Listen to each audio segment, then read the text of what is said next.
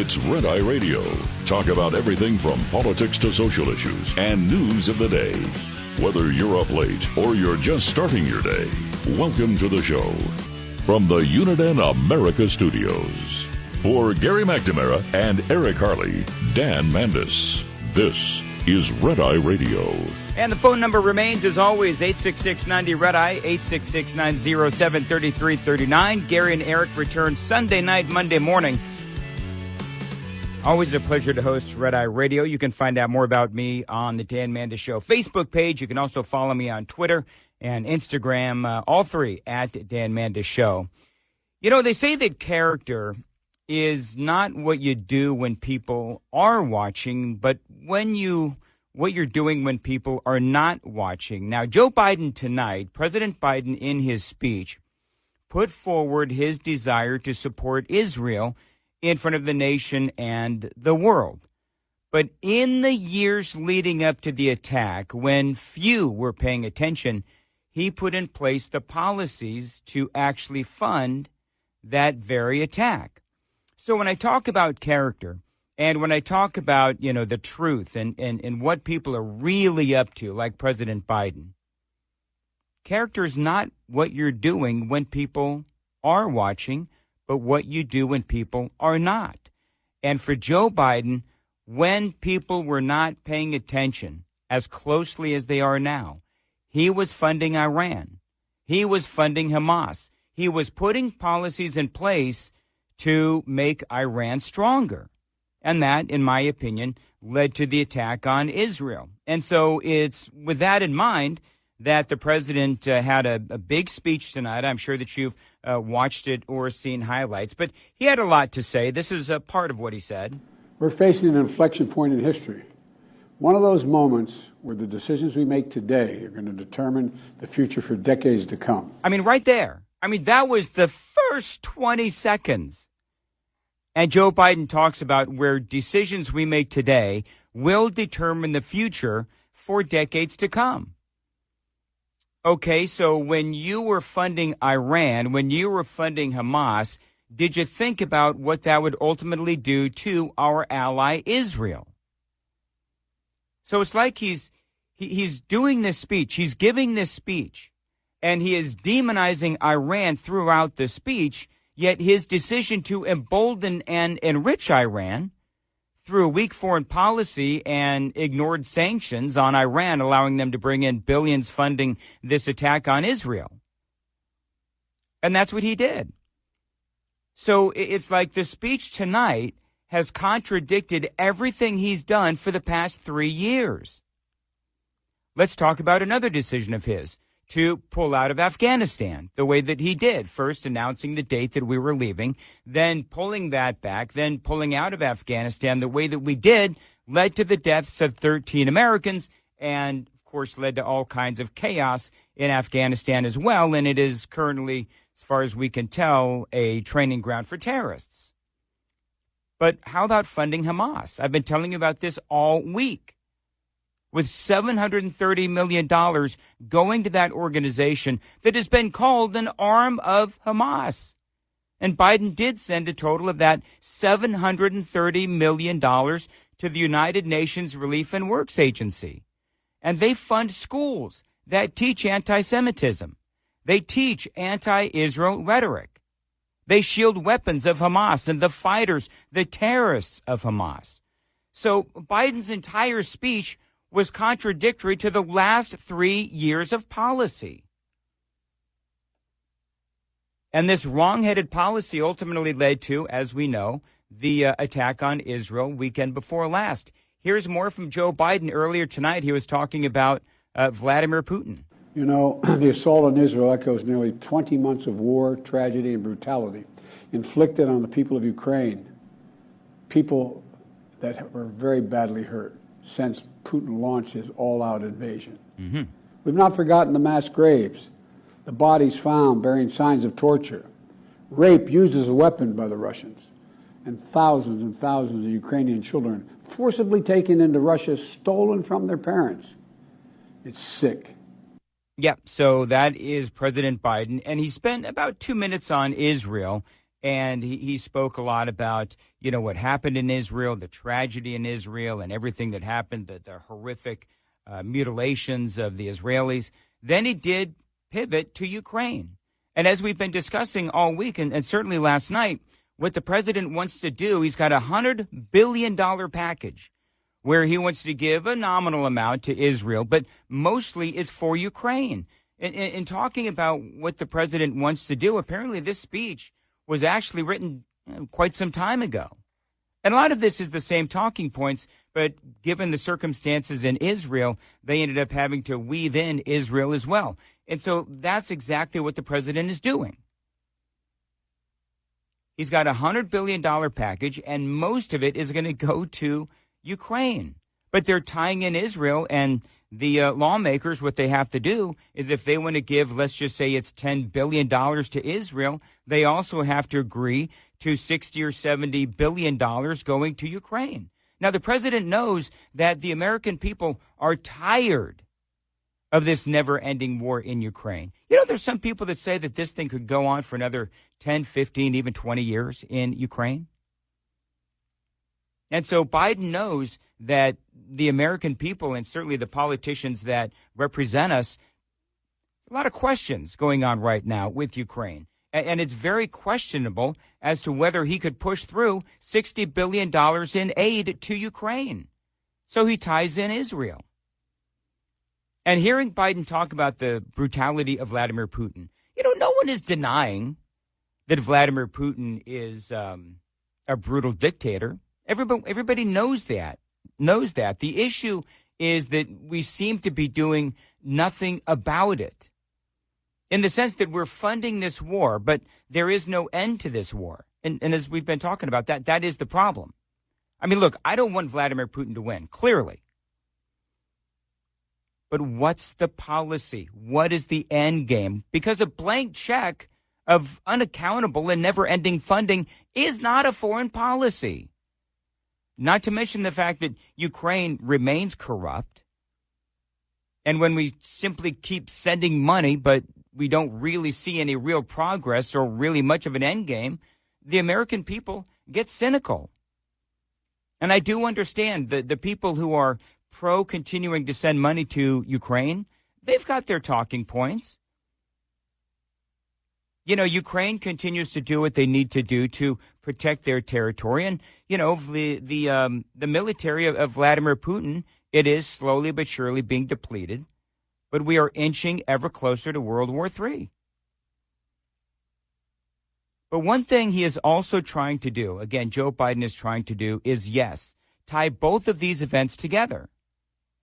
Because he's going to be trying to tie the aid packages, Ukraine and Israel, in one bill, not as standalones. So if you want to support Israel and you want to give them $10 billion, you've got to support 60 going to Ukraine.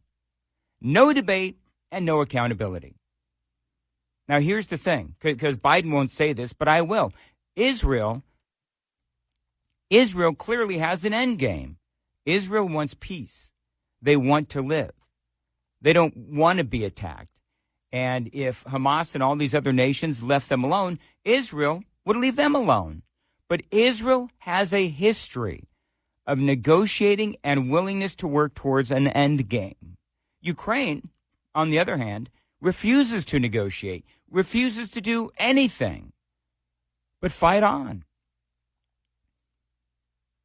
And Vladimir Zelensky flies around the world being a celebrity and demanding money. I mean, it's like that's what he specializes in. Here's another comment from Joe Biden. This is earlier this evening, and he's talking about wanting to fund Ukraine. History has taught us that when terrorists don't pay a price for their terror, when dictators don't pay a price for their aggression, they cause more chaos and death and more destruction. They keep going. And the cost and the threats to America and the world keep rising. Okay, so I would then ask President Biden, what price did Iran pay? Because he's talking about when terrorist organizations and terrorists don't pay a price. They keep doing what they're doing. And so he's obviously talking about either Vladimir Putin or Hamas, But I would ask President Biden, what about Iran? Iran hasn't paid a price.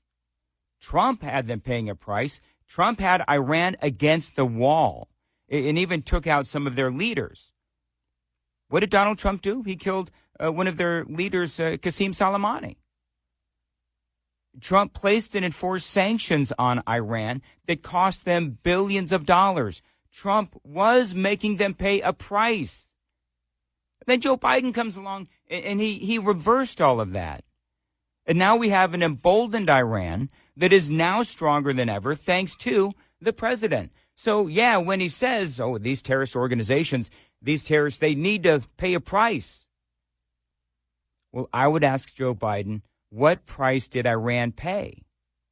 They didn't. Israel paid the price for you making Iran stronger. Putin's already threatened to remind Poland that their western land was a gift from Russia. One of his top advisors, a former president of Russia, has called Estonia, Latvia, and Lithuania Russia's Baltic provinces. These are all NATO allies. For 75 years, NATO has kept peace in Europe and has been the cornerstone of American security. And if Putin attacks a NATO ally, we will defend every inch of NATO which the treaty requires and calls for. We'll have something that we do not seek. Make it clear, we do not seek. We do not seek to have American troops fighting in Russia or fighting against Russia. So the president kept flipping back between Vladimir Putin and Russia and Ukraine and Israel. And the reason why, again, I'm going to mention it a 19th time, is because he wants to tie the two together. But the problem with the statement that I just played from the president is that Vladimir Putin, he hasn't invaded a NATO ally. Ukraine is not in NATO. He threatened, which is what he does, but Ukraine is not a NATO ally. But yes, Russia does remain very threatening. But remember, that's what they do. But also remember that Russia went into Ukraine because they saw weakness in Joe Biden after the disastrous pullout of Afghanistan. And those sanctions that Biden constantly put forward to keep Russia in line clearly, and we said this at the time, they clearly were not strong enough. It was like Biden was tiptoeing in. And those sanctions were not strong enough. Like Biden, not strong enough. They were weak, and there's no other way to say it. Now, some are saying that this war in Ukraine, again, could last another up to 20 years. So are we going to be spending $60 billion a year for the next 20 years for this war in Ukraine? And by the way, big issue here is that Zelensky, he simply doesn't want to negotiate. Again, there is no end game. And I think that's the problem. The problem is that the American people, by and large, see what's going on in Ukraine. And at first, people were like, okay, yes, we got to save Ukraine. And, Vladimir Putin is bad. But you see, as time goes on, and you realize there is no end game, and then you realize that even the Pentagon is questioning Zelensky and his strategies and whether or not we're doing the right thing. And do the American people really want to fund another 20-year war? There's a lot of questions. And that's why Biden is trying to tie this $60 billion to the roughly $10 billion for Israel. So to be clear, Trump was going to tweet us into World War III. Remember all that? But in reality, with Joe Biden at the helm, Russia invades Ukraine in what could be a 2-decade conflict. Hamas attacks Israel in a brazen attack with weapons paid for by an emboldened and armed Iran. And China's threats against Taiwan, by the way, continue to escalate as well. So that is what's happened under Joe Biden's watch. America is a beacon to the world. Still. Well, I think the world is wondering what in the world Joe Biden has done, because we do have problems across the world. And part of them, not helped by Joe Biden. Some of them actually, in my opinion, caused by Joe Biden. 866-90-RED-EYE is the phone number, 866-907-3339. Got a lot more straight ahead. Dan Mandis on Red Eye Radio. This report is brought to you by Shell Rotella. With advanced synthetic technology, is designed to help keep your rig running with more mileage and less maintenance. This preventative maintenance tip is brought to you by Hot Shot Secret, the country's #1 fastest growing oil and additive company. If you've been driving a diesel any length of time, you know diesel fuel quality can be an issue. There are U.S. standards that diesel fuel is supposed to meet, like cetane number, lubricity, aka wear protection, deposit control. But oftentimes the fuel at the pump falls short. Let's highlight diesel fuel's cetane number. In most states, the minimum a cetane number can be is 40. Through years of testing, Hot Shot Secret has found the average cetane number across the nation is between 42 to 45. And most modern engines are built and tuned to operate best with a cetane number closer to 50. This is why a premium additive is needed to keep cetane numbers up, to keep the engine operating at its best while helping with fuel economy and DEF regeneration cycles. Add Hot Shot Secret Everyday Diesel Treatment, a 6-in-1 fuel booster at every fill-up to keep cetane numbers in a premium range while also protecting your fuel system. Learn more about the science behind diesel fuel and Hot Shot Secret's Everyday Diesel Treatment at hotshotsecret.com. Lines open for your calls. 866-90-RED-EYE on Red Eye Radio.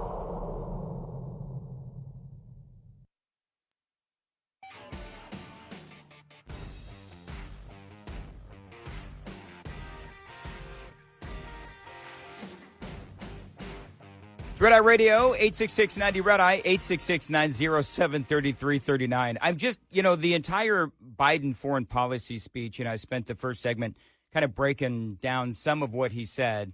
And I would encourage you to go watch or listen to the entire speech. I feel like I pulled the relevant audio. And again, the whole thing was just a contradiction to what he's been doing for the last 3 years. And what I find interesting as you read some of the analysis that's out there, some people thought that it was a great speech. I didn't think it was all that great of a speech, but I didn't think it was a great speech because I know the history of what he's been doing for the last, couple, 2.5, 3 years. And so I know exactly how this president has emboldened our enemies. And so it's hard for me to take anything that he says seriously. And that's part of the problem that we have here in America today. There's some new polling out. And the polling for Joe Biden is not good. And here's the thing.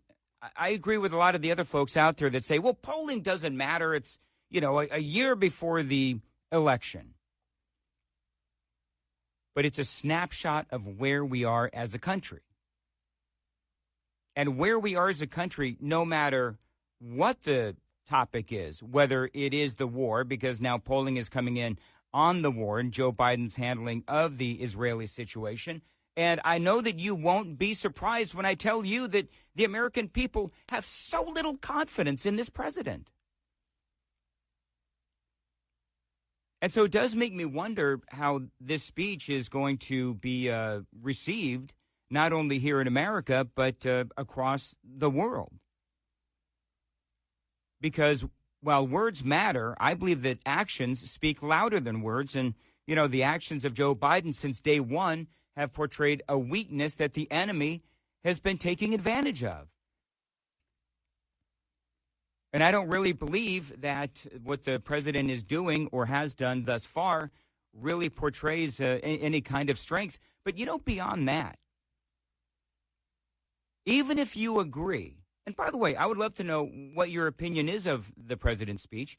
And that phone number is 866-90-RED-EYE. But, you could even say, because I've heard some conservatives say that they thought that the president's speech was actually pretty good,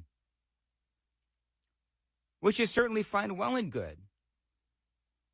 But one speech, which even if you would agree that it was a strong speech, I don't, but whatever. But if you thought that it was a strong speech, okay, that's all fine, well, and good, but what about the last 3 years of weakness on the foreign stage?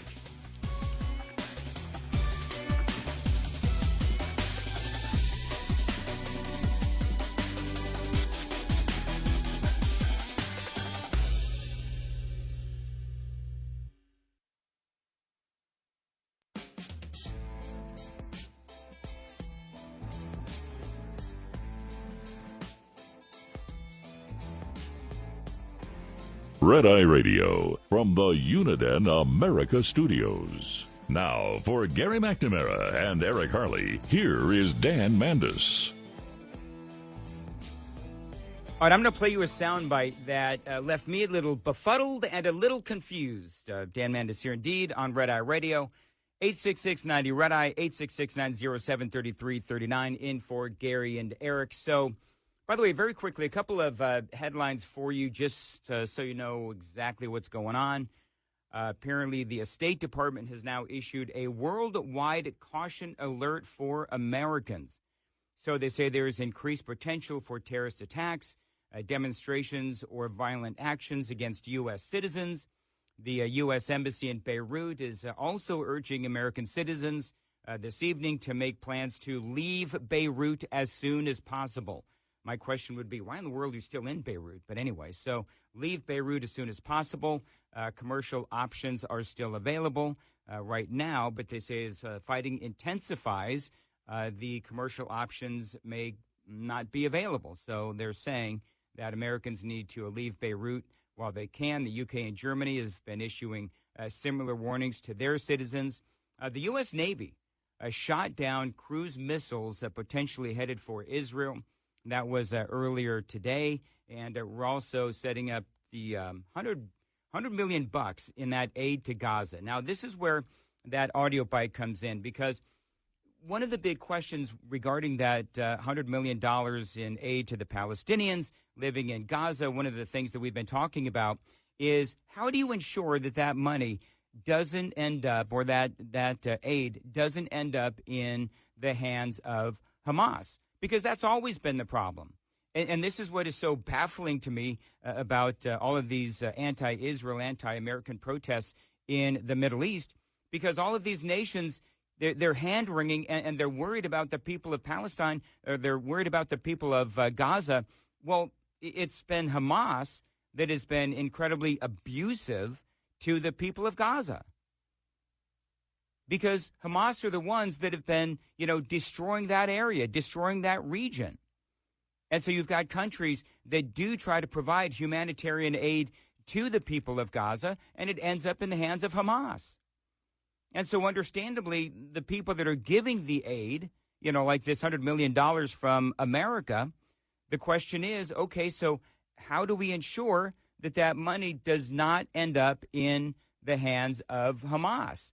And so there's an interview that's going on. I believe this was on CNN, but they're talking to a guy from Biden's State Department, and the question came up. How is the United States going to ensure that none of that ends up in the hands of Hamas?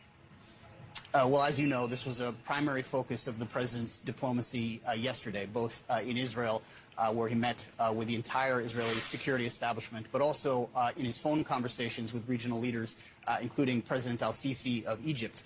Getting assistance into Gaza is a complicated undertaking. It involves essentially securing an understanding among Hamas fighters who control the checkpoint on the other side of the border, among the government of Israel and among the government of Egypt. And the agreement the president secured will enable these trucks to flow as soon as the roadway can be repaired. But the president was also quite clear that if this assistance goes in, it cannot be misappropriated, cannot be taken by Hamas fighters for their own purposes. And so we're going to be watching that very closely. It has to get to Palestinian civilians who need it. It has to. But the question is, from what you just said, is the U.S. then essentially in a position where it has to take the word of Hamas that it will not be taken? I mean, what other guarantee can there be?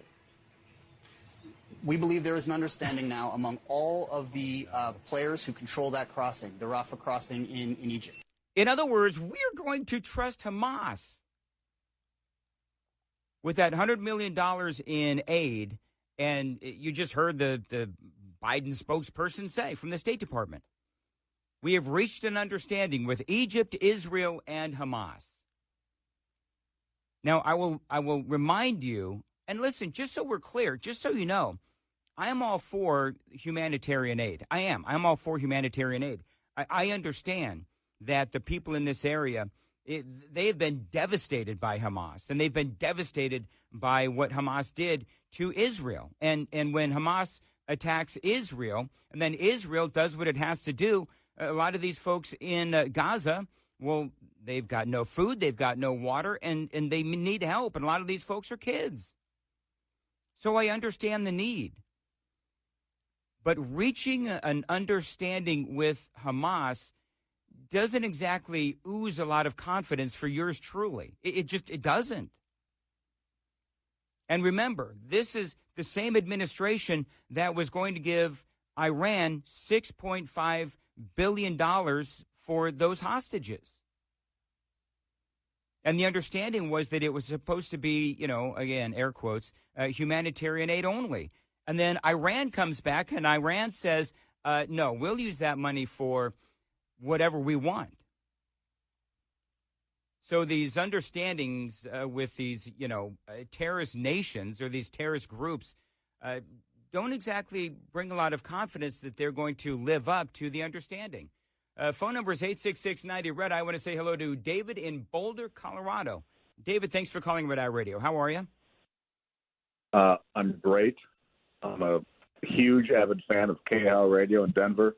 Love it, especially Dan Kaplan in the afternoons. I never listen to it at 11:30 at night. I happened to catch you this night, though, because the classic rock station was playing some duds. Let's put it that way. But I was shocked. I was shocked and appalled at the whole premise of your argument. We're not going to send $60 billion to Ukraine, where they've been raping and pillaging and stealing children for 18 months now.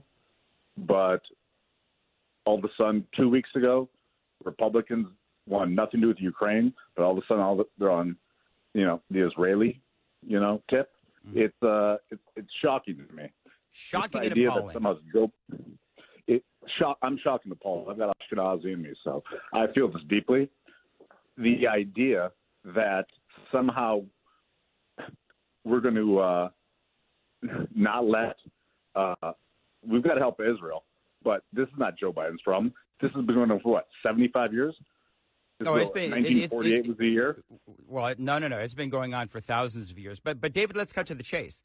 So my issue with Ukraine is the fact that the money is unaccountable. We're giving all of this money. It's a blank check. There seems to be no. We don't give them money. We only give them arms.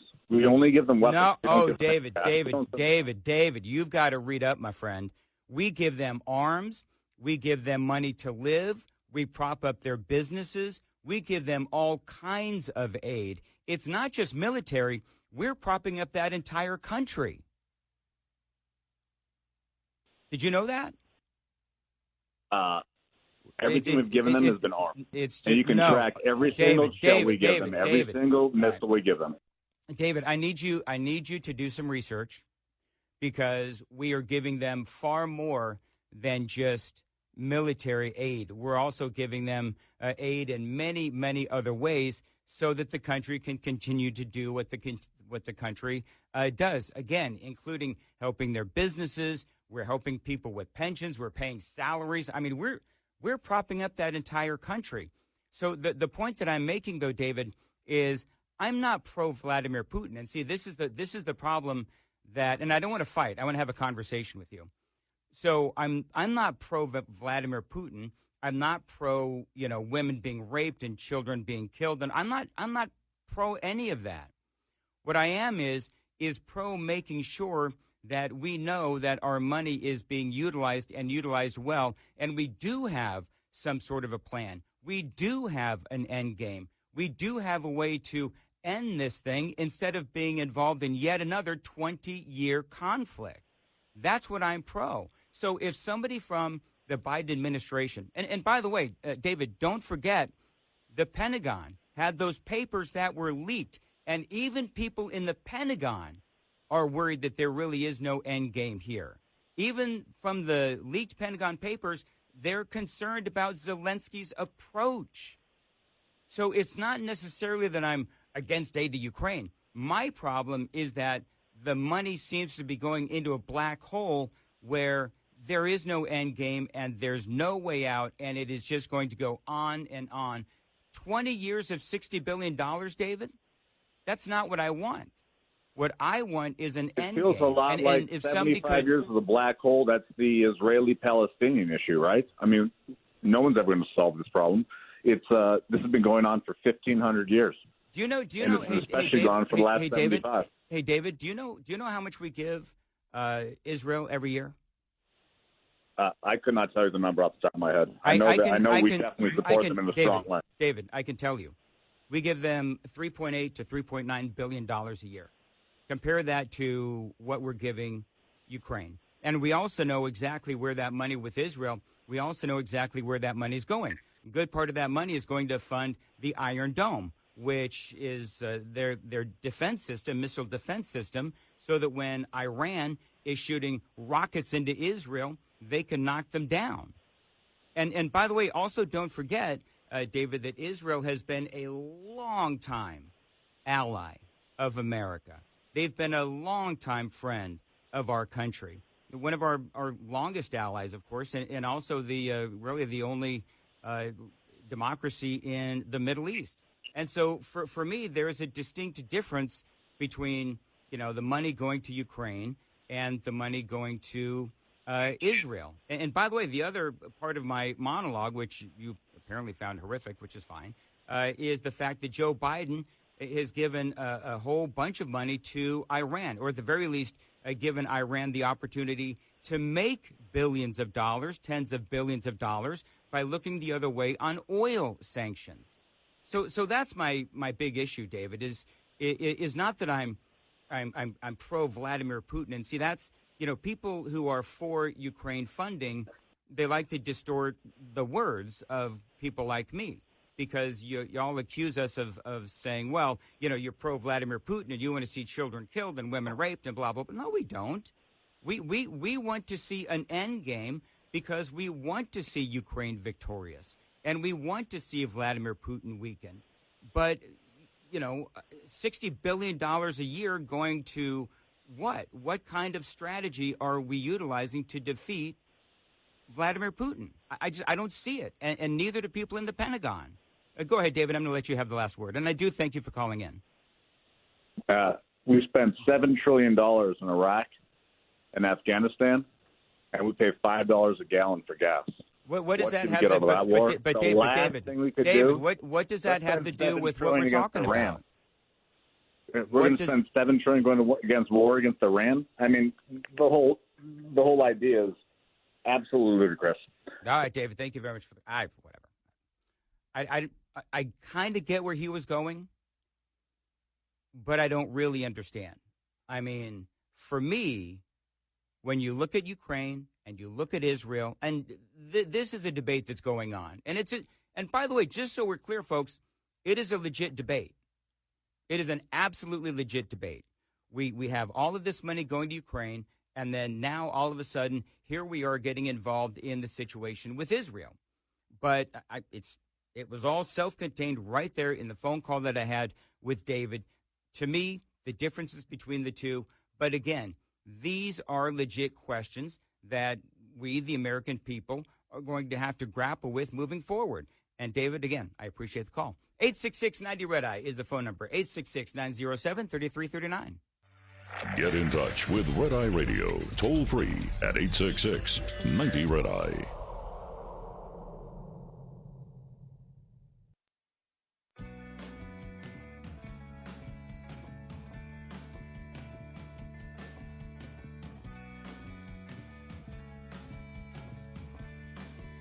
Eight 866-90-RED-EYE is the phone number. Just real quick as a final thought on that previous call. I looked it up. How much aid has the U.S. sent to Ukraine? I'm not entirely certain when this story was written. But it says financial aid, $26.4 billion, or 34% of the total number of dollars that we've sent to Ukraine, has been what they call financial aid. So you're talking about various funds, and this is, again, propping up their economy, propping up their businesses, paying, the politicians there in Ukraine as well. So we are propping up their economy. There's no other way to say it. We're propping up their country. We also have $3.9 billion in humanitarian aid, which, by the way, I don't mind humanitarian aid, but this is just a situation where when you and the debate, and I think my conversation with David was a good one in the sense that it tells you the kind of debates that we are having, where someone like me is simply saying that I don't want to be involved in another 15 to 20 year conflict where we're paying $60 to $70 billion a year dealing with a war. And in this case, a war between Ukraine and Russia, especially one where there have been very serious questions. Let's not forget that Ukraine is incredibly corrupt as well. They're still corrupt. And so, yeah, you know what? If I'm a bad guy for sitting here and saying I don't want to pay $60 billion to, never-ending war, that makes me a bad guy, so be it. Top of the Hour News is brought to you by House Products. Visit houseproducts.com.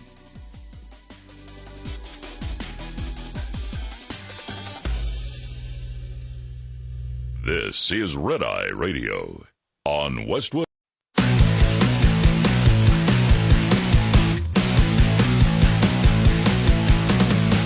Now, it's Red Eye Radio. Talk about everything from politics to social issues and news of the day.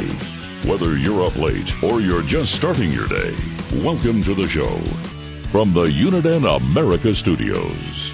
For Gary McNamara and Eric Harley, Dan Mandis, this is Red Eye Radio. 866-90-RED-EYE is the phone number, 866-907-3339. Hope you're doing well. The gentlemen return next Sunday night, Monday morning. And I got to tell you, times could not be tougher for Joe Biden right now because America is going through a tough time. And so there's some new polling that is out there. And you look at the polling. And by the way, this just comes off of the president's speech last night. He's talking about and he's ramping up to give $100 billion to a combination of Israel, Ukraine. Looks like Taiwan is going to be put in the mix there as well. And the vast majority of that money is going to go to Ukraine. So we're going to talk about that and a whole lot more straight ahead. There's a lot going on. But I want to go back to this polling, because this is new polling from a number of different outlets, but one of them is CBS News. But I want to point to a comment that Joe Biden made when I think this was his first or second day in office, when he said, and I'm sending a clear message to the world, America is back. So he said that America is back, and that was, again, first or second day in office. And it is amazing when you think about how America is not back. Because under Trump, we were never gone. But also how we've gone backwards. Do you realize that we live in a country where the official position of the Democrats, of the political party, the Democrats, roughly half the country, the official position is that they don't even know what a woman is? They can't define what a woman is? And they believe that a man can be a woman just by declaring it. America is back. No, we're not. We're going backwards. Do you realize that we live in a country under Joe Biden that has now been invaded by millions of people from dozens of countries, dangerous countries, and we don't know who they are or what their intentions are? America is back. No, it's not back. We're going backwards. Under Joe Biden, we live in a country where home ownership is now pretty much out of reach for many Americans thanks to Biden's economy as interest rates continue to soar. I mean, you got to love that Bidenomics. America is back. No, Joe, it's not. Do you know that we live in a country under Joe Biden where crime is soaring in America? And roughly half the country, the Democrats, they don't even feel like these criminals should be prosecuted. America is back. No, it's not. Under Joe Biden, the last 3 years, we have gone backwards. One of our longest-running allies in the Middle East, Israel, has been attacked with over 1,000 killed, and we're inching closer to World War III. America is back. And by the way, that attack on Israel, funded, as I've been telling you all week, of course, people know, funded by Joe Biden. Because he's given Iran every opportunity to earn tens of billions of dollars by looking the other way on oil sanctions. And so for Joe Biden, I mean, this is a guy who has made America weaker. So to say, as he did, as Donald Trump was packing up and going back to Mar-a-Lago, for Joe Biden to say that, you know, America was back, no, America was not gone under Donald Trump. But now, under Joe Biden, we have indeed gone backwards. I mean, just a few hours ago, 2 of our military bases housing our U.S. forces in Iraq were targeted by drones and rockets after Iraqi militants warned Washington that we should not be getting involved in the Hamas war in Gaza against Israel. So for all of, Joe Biden's bravado when he first came into office, clearly Joe Biden has done more damage than good for America. And Americans, by the way, we all agree that America is clearly not back. We've gone backwards, and the polling shows just that. Headline this evening, Daily Mail, Trump leads Joe Biden in 5 pivotal swing states. More alarm bells for the White House as the president trails in areas that could decide the election in 2024. By the way, they are tied in Michigan. Now, what's interesting, and just so you folks know, and I host a local talk show in Nashville, Tennessee. I'm a morning host on 99.7 WTN, and you can find out more information at 997WTN.com, 6 to 10 Eastern if you want to check it out. But here's the thing. It may sound like I'm just rah-rahing for Trump, but I'm not. I'm not a cheerleader for Donald Trump. I'm a cheerleader for conservatism. But I'm also very much of an issue-by-issue guy. But when it comes to the GOP primary, I'm a free agent. I could go DeSantis. I could go to Donald Trump. I voted for Donald Trump twice. But I remain a free agent.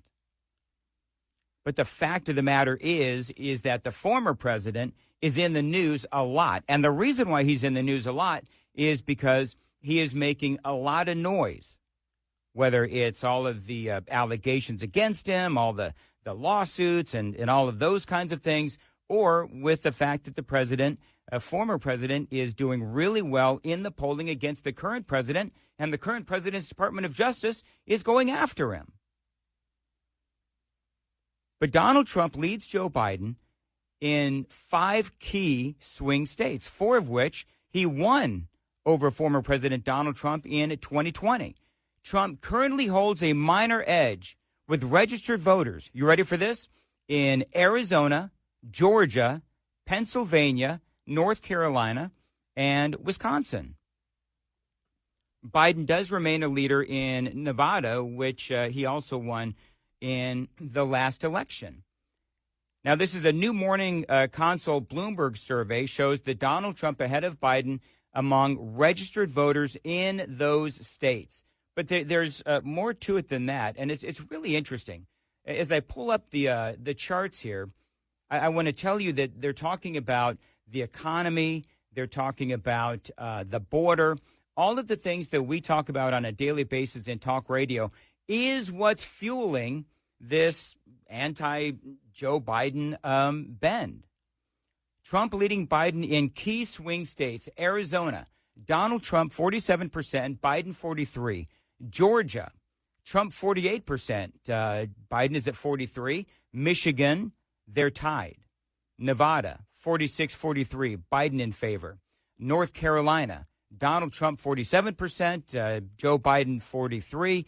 Pennsylvania, Trump is at 46%, Biden is at 45%. Finally, in Wisconsin, Trump is at 46%, Biden is at 44%. But here's the thing. All of those are within the margin of error. But who would have thought? Who would have thought that with the bravado of Joe Biden coming in and trying to tell us that America was down and out, that we would be even worse now than we were when Joe Biden took office? Because let's face it, when Joe Biden took office, things were not necessarily bad. I don't believe things were bad at all. The economy was good. Our border was secure. We had 4 years of peace. Things were not bad. So when Biden was out there screaming about how, America was back, I think a lot of people may have actually been a little confused as to, well, really, because where exactly did we go? I know where we were with Donald Trump, and there was a lot of prosperity. You know what the problem is these days? The problem these days is that we don't have nearly as much prosperity as we had before Joe Biden took office. And he keeps talking about Bidenomics, and this is part of the thing with Joe Biden. And we had a whole thing yesterday during last night's show about, lying Biden and about how the Democrats, and especially Joe Biden, who has made a career out of lying. I mean, his first presidential bid was sidelined by plagiarism. But they keep trying to tell us that Bidenomics is a good thing. According to the polling among swing state voters who registered the economy as their number one issue, just 14% said that Bidenomics is working. 14%. While 65% say that it's not. This was on CNBC. You see time and again that voters aren't necessarily feeling that, including in the latest data, which you've mentioned, the Bloomberg Morning Consult poll. Yep. Biden is not getting good marks on the economy right now, and generally people don't seem to be thrilled with Bidenomics. Yeah, they certainly don't. Look at that. 49% bad, 26% good in terms of how people feel about Bidenomics. Yeah, people feel very strongly about Bidenomics, and not in a good way. And see, that's why it's stunning that the Biden administration keeps trying to sell Bidenomics as a good thing. You can't put lipstick on a pig. Or at least you can try, but it's not going to make the pig look any better. And that's what Bidenomics is all about. Now, of course, this poll means nothing except that right now Americans seem unified in our disapproval of the president. And how do Americans, by the way, feel that Biden is handling the war between Israel and Hamas? Well, this is from CBS, and it's pretty clear right now, early on, that the American people don't approve of the way Biden is handling the war. You've got 56% from CBS News, 56% disapprove, and you've got 44% who approve. Look, start off with this. Now, Biden's approval on handling this conflict is just a few ticks higher than his overall approval, and it's net negative. And part of this is the partisan splits that you might expect to see, but I want to point this out. It's a little bit less partisan than you might otherwise expect, because you've got a third of Democrats who disapprove of how Biden's handling this, and Republicans, okay, this is not high at 28% approval, but it is higher than the way they approve of him overall or on a lot of other issues. Why is that? Well, you used the word in the intro, mixed. And there's a bit of a mix on what exactly people want Joe Biden to do. Yeah, and that is a big question. What do people want Joe Biden to do? I'm going to say hello to DJ in upstate New York. Thanks for calling Red Eye Radio. Hello, DJ. Hi, how are you? Great show. You're good. Okay, where do I begin? I think Biden cannot do anything. I think he is basically a perverted moron, in my opinion. And I think that when he goes and he makes this big deal about giving Israel money, and then he gives even more money, basically, to me, he is enabling Hamas. And he gives a lesser amount to Israel as a deflection, and you cannot tell me in my heart of hearts he does not get kickbacks. You know he does. He's known for that.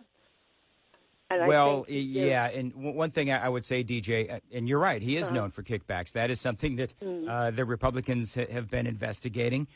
And so I will tell you, and we had quite a spirited conversation with a guy in the previous hour, and I was trying to explain the differences between the money for Israel and the money for Ukraine. And to me, there is a difference. But, you know, the one commonality I would say is that the American people, by and large, very much approve of funding for Israel. I mean, that seems to be, at least right now, the American people approve of the funding for Israel. Remember, a lot of people, when we just first started the aid to Ukraine, a lot of people were for it. The problem has been that over the last year and a half or so, a lot of people have started to become very cynical of the funding to Ukraine. And again, it's all about the fact that there is no end game. And so that's part of my frustration is that, you know, if we're going to give them all this money, okay, but please show us how this is going to end at some point soon, and this is not going to be a 20-year war. He never speaks of an end game, ever. And we all know how he sits back and profits from whatever turmoil is going in the country. He cashes in on it. And there's many years. And DJ, got to run, but I appreciate the call. And I think most of the folks who are conservative have a lot of suspicion on Joe Biden, and for very good reason. And so one of the things that I would like to see is, you know, some questions answered on Ukraine. And coming up in the next segment, I'll talk a little bit about where exactly is our funding for Ukraine going? Because I think a lot of people don't really understand, including the caller that I spoke to before. People don't exactly understand where that money is going, and I'll talk about that next on Red Eye Radio. Brought to you by FPPF, Fuel Power Max. It's a common road rumor that it's impossible for one-truck owner-operators and even carriers with just 2 or 3 trucks to get freight direct from the source, the shipper. Yet, hard-won experience from untold numbers of owner-operators with authority disproves the notion. Search your home base area and, later, frequent freight destinations to find all the manufacturers, distributors, and other shippers in the area. Once you get that list, ask yourself if those companies know who you are and what you do. If not, you're leaving opportunities on the table. Strive to own your backyard, to build a solid foundation for the business. For many a small fleet, it's the loads outbound from home that are the bread and butter. But you can take that same approach to the destination area, identifying shippers there and getting on the phone to make sure they know who you are and what you do. Owner-Operator Business 101 is provided by Overdrive's Partners in Business program. Go to overdriveonline.com to the Partners in Business section of the website for more detail on this and many other topics. Brought to you by Shell Rotella. With advanced synthetic technology is designed to help keep your rig running with more mileage and less maintenance. Lines open for your calls. 866-90-RED-EYE on Red Eye Radio.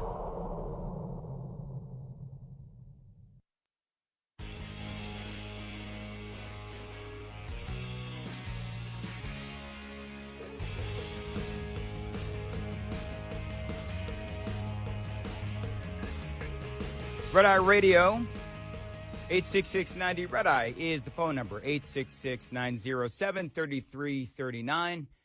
Want to say hello to, this is Sandra calling from Oregon on Red Eye Radio. Sandra, thanks for calling in. Go ahead. Hey, thank you, Dan. I really appreciate what you have been doing for us and speaking truth to the public. And I think that's really important that the focus is out instead of inward, because there's too many people thinking only of themselves and their little petty arguments instead of policies and principles. So go ahead and ask me a question. Which one do you want me to go on, like the Ukraine thing? Talk about whatever you want. Go ahead. But we've only got about a minute, so yeah. Just go ahead and tell me what you want to say. When you've lost your integrity, it's very hard to get it back, and he's lost his integrity on the world scene, so that everybody knows what's going on. You just watch his behavior, and it's an old thing, It's bookies see it all the time. Right. So what we need to do is put some strength to it for security for the people, and then. But not necessarily someone who's narcissistic, right? Okay. And then go ahead and put honesty there and start over from A to retrain everybody. You don't retreat, you reload. It's kind of like you can't go under it, you can't go over it, you can't go around it. Mm-hmm. You're going to have this baby no matter whether you like it or not. All right, Sandra, thank you very much for the call. I appreciate it. And there's a lot to unpack there, especially when you talk about the Republicans and the GOP primary. That's where we're going to go. Coming up next on Red Eye Radio.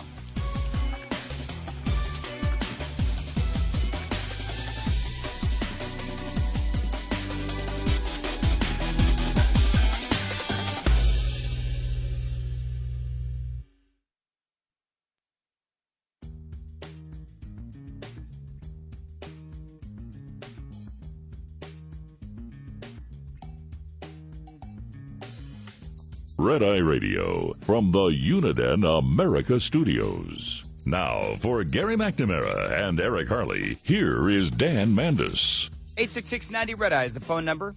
866-907-3339. Just a few things to clean up and catch up on.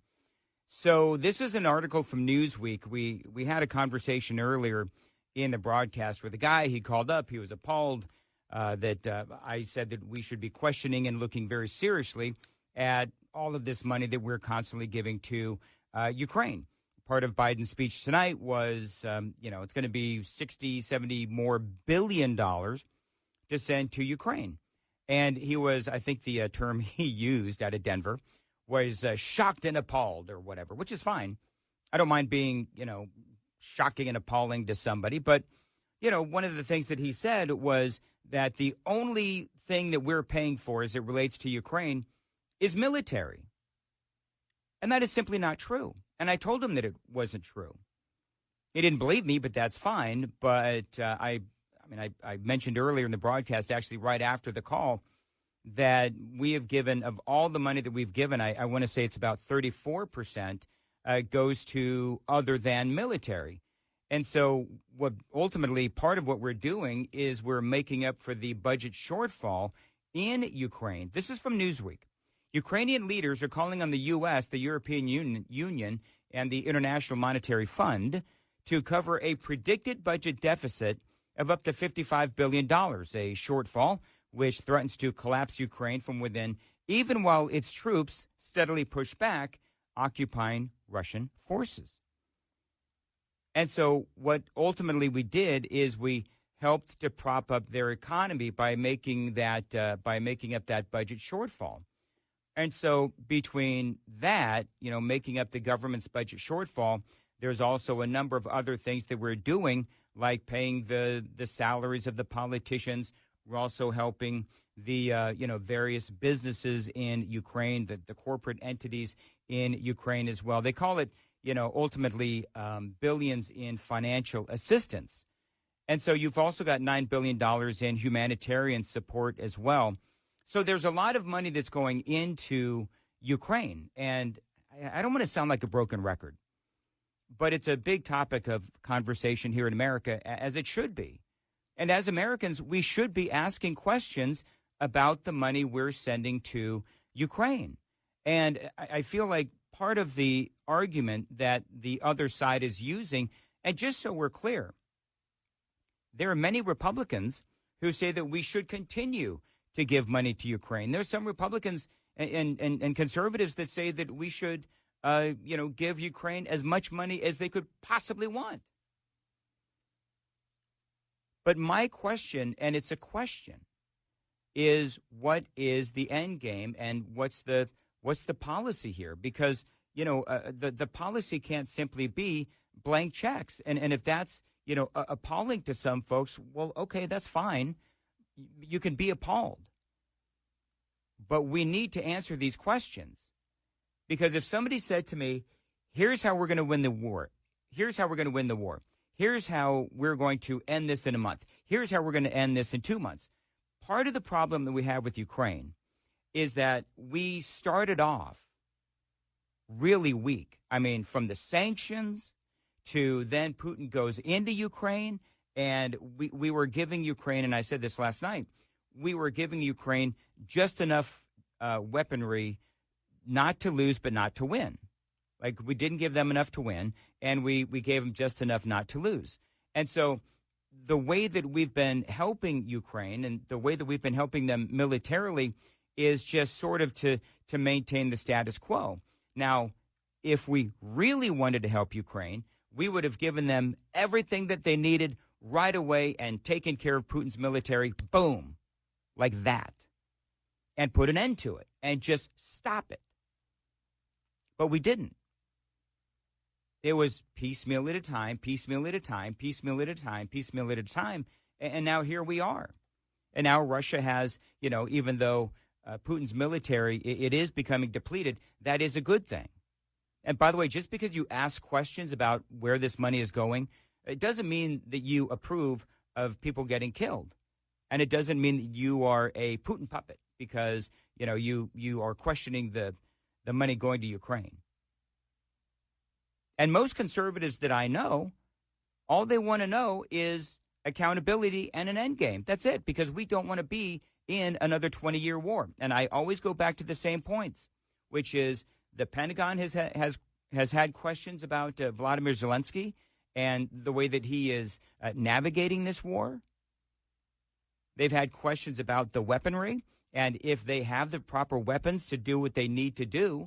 And even though we're questioning the weapons that he has, well, we're giving him the weapons. So the whole thing just doesn't seem like it's being managed real well. And so simply asking, and this is part of the frustration with, a guy who talks about this on the radio incessantly, simply asking a question means that you approve of Vladimir Putin and that you want to give Ukraine to Vladimir Putin. Well, the truth of the matter is that Joe Biden himself has said that Ukraine should not be in NATO. So we're giving a non-NATO country a blank check for the next 20 years. That's what it seems like to me. And in the meantime, not to sound, too cliche on this at this point because everybody says this, but, here we are doing all of this, giving Ukraine all this money to protect their border, but, ours is, of course, wide open. And we're worried about Ukraine's budget shortfall. What about ours? But the problem with the Ukraine conversation is that there is no right answer, right? So if you are somebody who says, why in the hell are we continuing to send all this money to Ukraine, yet nobody's asking a question about an end game? I've probably interviewed, 3 or 4 different senators, and I can't tell you how many various Congress people. And they all do say the same thing, which is, where is this money going? What is the end game? What is the foreign policy? Because a blank check is not a foreign policy. And so if you ask questions, then you get, hit with, oh, you're pro Vladimir Putin. You want to give Ukraine away. You're pro-terrorist. Really? You're going to call conservatives pro-terrorism? But then if you say, you know what, I think that we should give Ukraine as much money as they possibly need, that's clearly the wrong answer. Because at some point, and I would hope that it's not 20 years down the road, but at some point, something's got to give. So there is no right answer. I believe that my answer is the right answer. However, there's a lot of disagreement with my answer. But here's the thing, is that everybody's got a valid opinion. Everybody's got valid questions. Because the people that say that, we should continue to fund Ukraine, they've got very valid reasons for wanting to continue to fund Ukraine. And the people that say we should either stop funding or ask a lot of serious questions if we're going to continue that funding. I think those people, and that's where I fall in that category, I think those people have very valid concerns as well.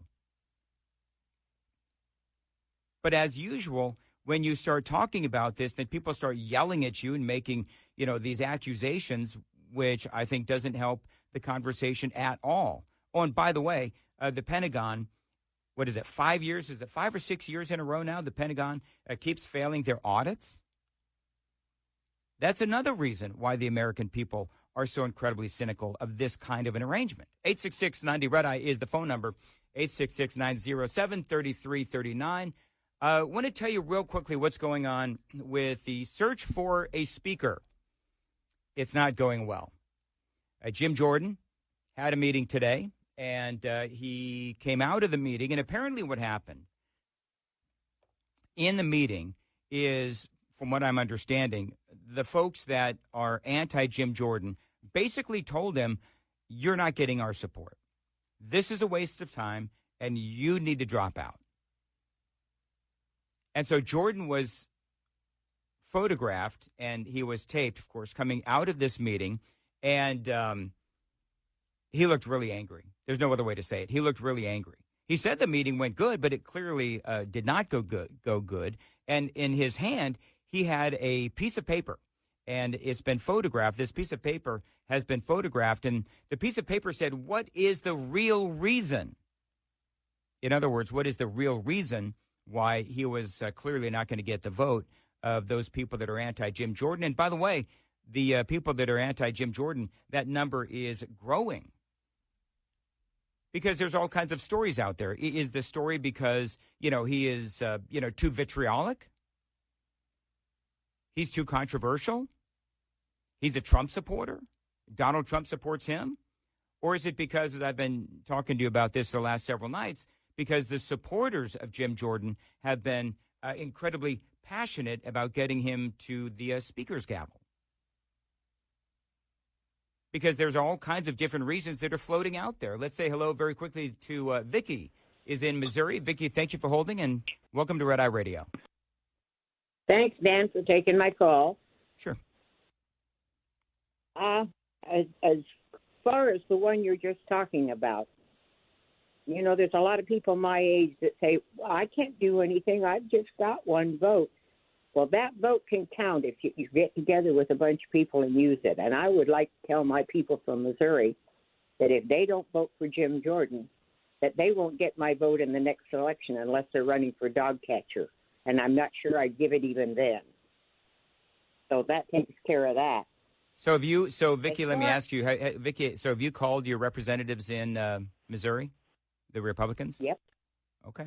Yep. Have they? I'm curious. Have they responded? No. Okay. They're busy right now. Yeah. But I'm sure that the call gets listed. Mm-hmm. Right. Okay. And as far as what concerns me about Israel is the young people in this country.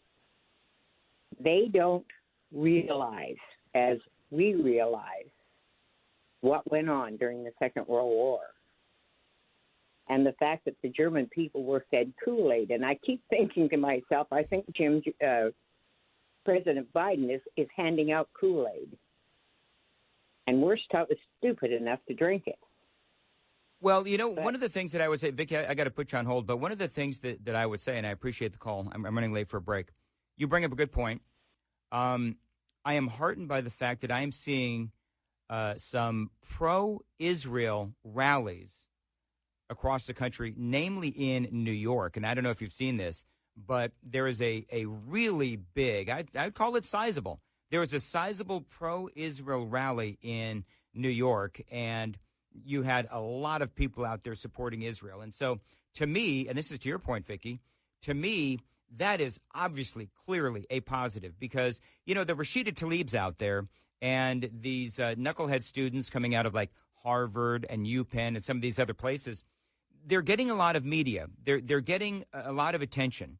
The reason why they're getting a lot of attention is because the American people are horrified at their anti-Israel stance. But the reality is that there is a lot of people that are pro-Israel and anti-Hamas. And what we want is a stronger Israel, and we do want to support and protect Israel as they're getting attacked by anti-American, anti-Semitic, anti-Israel terrorists. And so while, again, the knuckleheads out there are getting a lot of publicity, the good news is that the American people have stood up, they've taken notice, and they do realize that America does need to give Israel the support that it needs. And, Vicki, I appreciate the call. 866-90-RED-EYE. Dan Mandis here on Red Eye Radio. Get in touch with Red Eye Radio, toll free at 866-90-RED-EYE.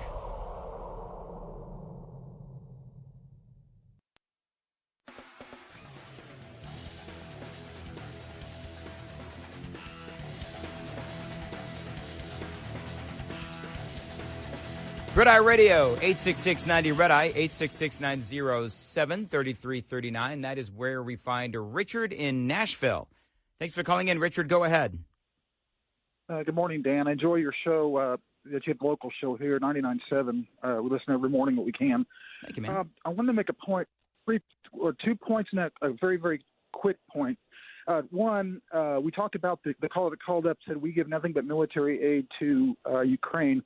That's ridiculous and preposterous because we find out that Zelensky is bought into the corruption of his country. He has been caught, and of course the liberal fact checkers said, no, that's not true. He has been caught siphoning money off this aid and has bought 3 luxury villas in Europe. I don't know if you knew that. Multi-million-dollar villas using the money from the aid, which doesn't surprise me. No, I don't have to find that link. Okay.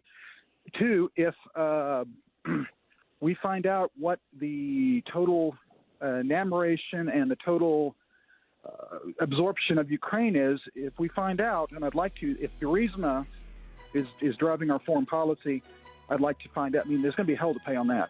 Yep, you got 5 seconds. Go, quick.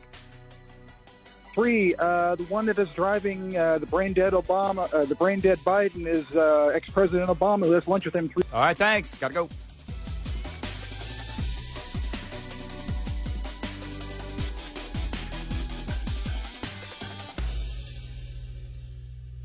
This is Red Eye Radio on Westwood One.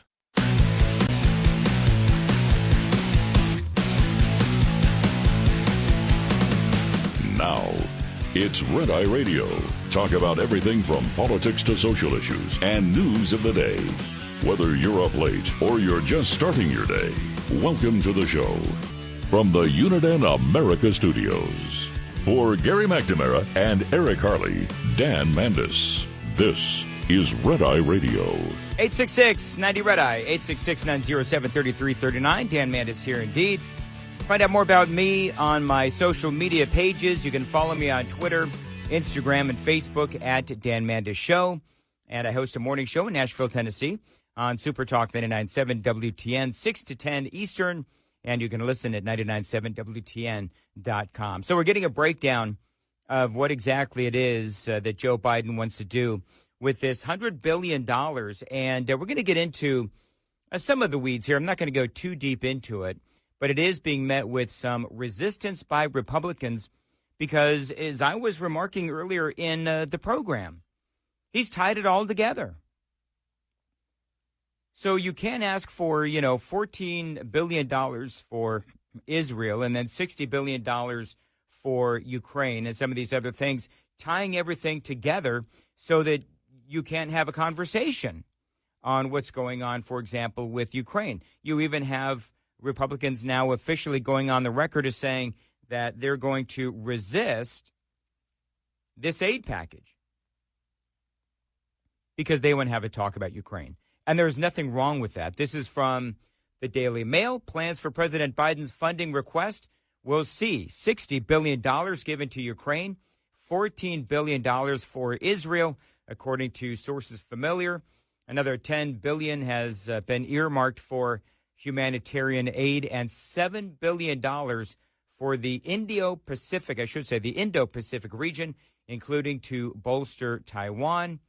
And the president is asking Congress and lawmakers to pass the spending package.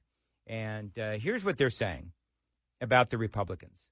They are saying the proposal is already being met with resistance by congressional Republicans who are wary of giving any new money to Ukraine and do not want different funding to be grouped together. I mean,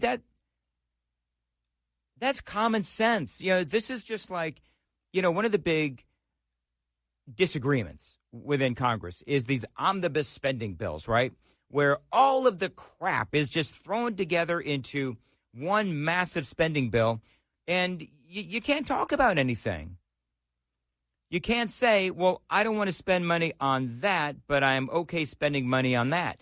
Nope, you've got to approve everything or nothing, or the government's going to get shut down. I mean, businesses don't do that. You don't do that in your household, do you? No. And so, to me, what Biden is doing, it's the same games that Washington, D.C. has been playing for years. Top Republicans are said to be plotting how to hold up President Biden's supplemental funding ask, saying there's no path forward if Israel, Ukraine, and the southern border aid are tied together. On Thursday, Republican Senator Roger Marshall wrote a letter which was signed by 7 additional GOP Senate colleagues demanding that Israel and Ukraine aid be debated separately. That's what needs to happen.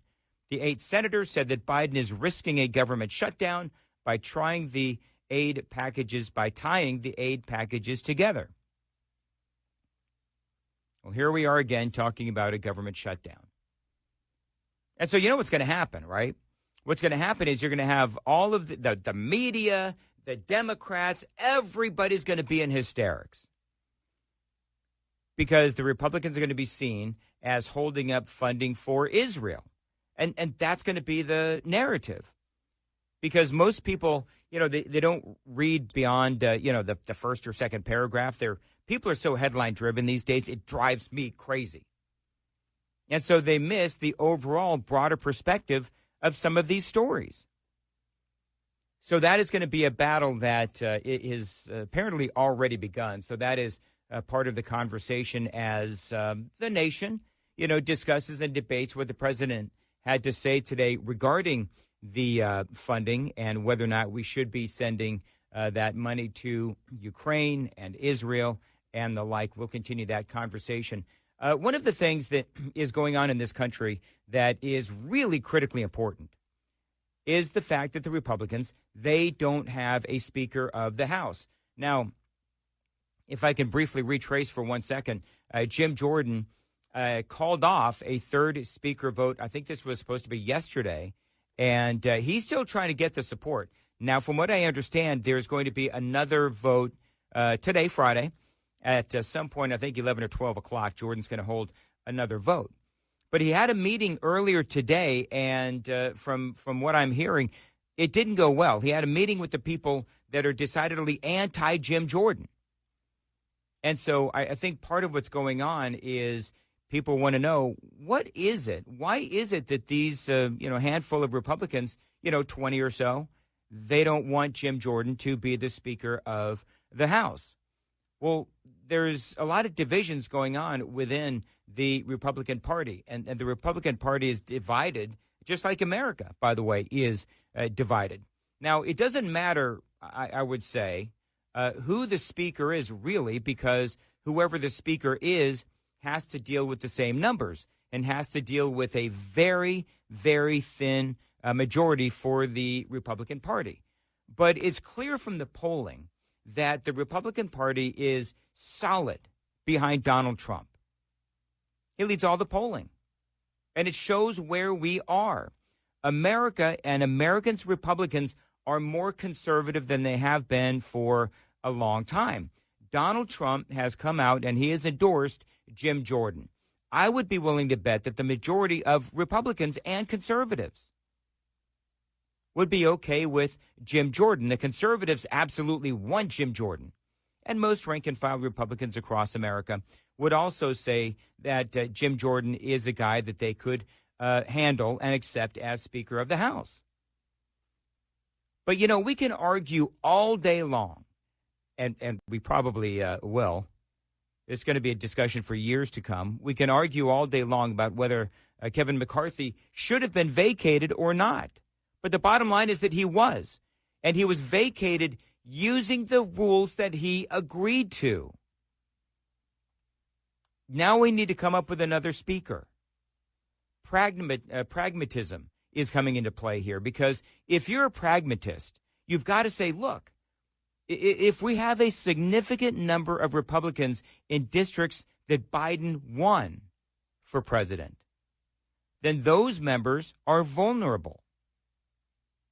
By the way, there's 16. So here's the worry. This is just one of the layers of the conversation. The worry is that it could, if Jim Jordan ends up being the speaker, it could ultimately cost the Republicans the House majority in 2024 if Democrats are able to take advantage of a Jordan win. Because, you know, these Democrat organizations, they are simply licking their chops, waiting for a Jim Jordan speakership. I played this for you earlier this week. Right now, the leading contender to become speaker and second in line in the presidency is a co-founder of the far-right House Freedom Caucus, an election denier, MAGA extremist, who's arguably the member of Congress most involved in Donald Trump's attempted coup. Here is Jordan in Harrisburg, Pennsylvania, attending a Stop the Steal rally 2 days after Election Day. In the weeks and months after that, Jordan went on various right-wing media outlets where he attempted to sow distrust in the 2020 election and made baseless claims of election fraud. Jim Jordan knew more about what Donald Trump had planned for January 6th than any other member of the House of Representatives. But Jim Jordan was privy to nearly everything, if not everything, about and pertaining to January 6th. Jim Jordan can't be trusted with the Constitution. Anyone who endorses Jordan and any member who votes for him is affirmatively voting for a coup plotter, an election denier, and a foe of American democracy. So that is the ad that they're getting ready to run. And obviously they're tying in January 6th and all of that. And, of course, my comment earlier this week was, you know, this is something that I think most Republicans, most conservatives just don't care about, because we see where the country is today, and where the country is today is an absolute train wreck. Now, Don Bacon is one of those who refuses to vote for Jim Jordan, and he was speaking to CNN, and he talked about why. Bottom line, they were saying the only person we will accept is Jim Jordan. And that's not how our rules work. I don't play a game, or I don't get involved with a process where you can break the rules and I can't break the rules. There had to be reciprocity here, and there was not. So it was not fair. Jim Jordan, I think, is a good man. I think he's great as a chairman. But he was going to become the speaker after his followers or his supporters broke the rules to get rid of the two other guys, McCarthy and Scalise. It's not right. So that's part of what's going on here. We talked about this earlier in the week, where you've got the Republican Party in the House of Representatives. They don't seem to have a problem with Jim Jordan. They've got a problem with how they got to this point. And what I would say to Don Bacon is, you have all your reasons, but you literally just said that Jim Jordan is a good man. He's a good conservative. I would say that he's a good leader. He's a good messenger. So put all of your personal bickering aside, Don Bacon, and rally the troops and get us a damn speaker. Because right now, what's happening is it's a really bad look for the Republicans, because we look like we cannot legislate. One thing that some moderates have wanted to do, and the Democrats say they want to do this as well, is they want to have the temporary speaker, Patrick McHenry, they want to grant him more powers so that they could just table this whole speaker thing and just say, okay, Patrick McHenry will sort of serve as a sort of a speaker, and we won't have to deal with all of this nonsense. Well, Matt Gaetz was asked about all that. I think that I'm against Speaker Light. I'm against Bud Light. I believe it is a constitutional desecration to not elect a Speaker of the House. We need to stay here until we elect a speaker. And if someone can't get the votes, we need to go on to the next person. But twisting and torturing the Constitution to empower a temporary speaker is having a speaker light that is not constitutionally contemplated, is deeply infirm, and I will do everything possible to stop it. So as I said, as I said before, you had Jim Jordan coming out of a meeting today, and they basically said to him, "We will not vote for you." And the word coming back is it's not necessarily Jim Jordan. It's because of the supporters and how there's been a lot of, they say, bullying going on. So it's a situation now, and Trey Gowdy earlier this week said that you are dealing with a Republican Party where they literally hate each other. So there's a lot going on, and we need to get our you-know-what together in the House of Representatives. Bill is in Los Angeles on Red Eye Radio. Bill, thanks for calling in. Go ahead, sir. Hi, Dan. Good to hear you back in the hot seat. As a former old-school newspaper reporter from the generation that exposed and sidelined plagiarist Joe in 1988, I'm amazed at how this current crop of media lapdogs refuses to ask Joe some basic questions like, hey, Joe, do you remember 1979? Which country was it that took our embassy and still has it, along with 100-plus hostages? Iran. Yeah, right. And you're right. Old Joe doesn't seem to remember too much about that.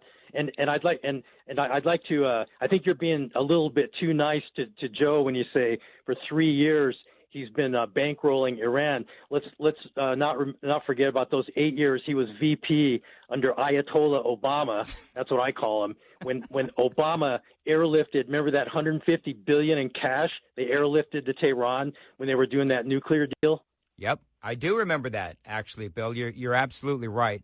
And here's the thing with, and you bring up a great point, because I've been screaming for, 3 years, but it really came to a head this last couple of weeks, where Biden has been bankrolling these countries, and clearly he has been forgetting about the fact that Iran is not a country that we can trust. They are the number one nation for state-sponsored terror. And ever since this whole thing started, the conversation has been about how Iran is a sponsor of terror through Hamas and Hezbollah. So you're screaming at the television, you're screaming at the radio, and you're saying, but you funded all of this. You didn't know when you cut these deals? It drives me crazy. And not one person in that, as far as I know, and maybe over my skis on this one, but because I didn't see the whole press conference, but not one person in the White House press corps is asking the question, why is it he's saying this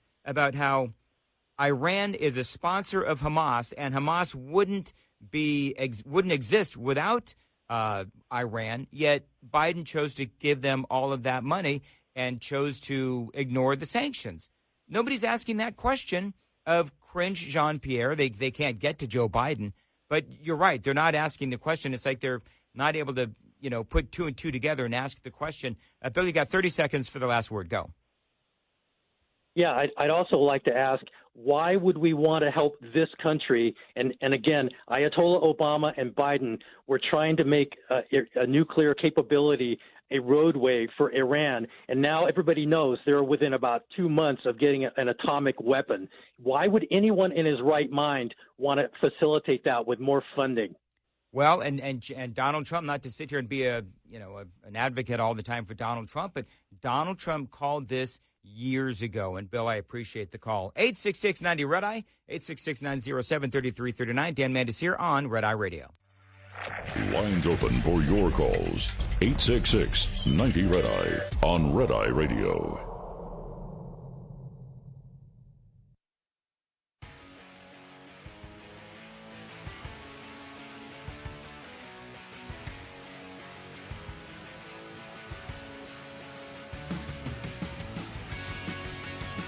Red Eye Radio, 866-90-RED-EYE, 866-907-3339. Coming up, I can't even believe I'm reading this. What a Biden blunder. Wait till you hear this story. It's straight ahead. Mike, though, is in Texas on Red Eye Radio. Mike, thanks for calling in. Go ahead. You're very welcome, sir. Thank you for taking my call. I'm just an independent truck driver down here in Texas, and I just can't believe what's going on with Biden. I just think he's so compromised, and all of the money that they're pledging to give to, Israel, which I understand that's what happened. But, you're talking about giving it to the Palestinians also. So it's like, we have so much stuff going on in this country here that, how are they affording to do that? To pledge all these billions of dollars to them when they can't even take care of our own damn border here. Excuse me for saying that.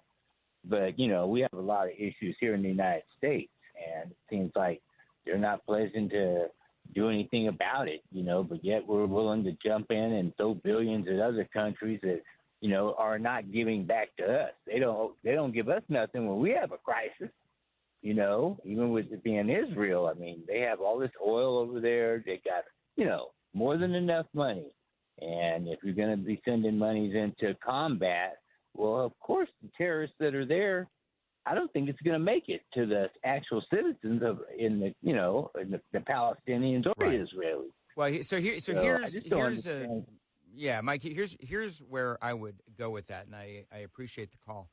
Where I would go with that is Israel does need our help, because Israel right now, and it's relatively speaking, it's a small amount of money.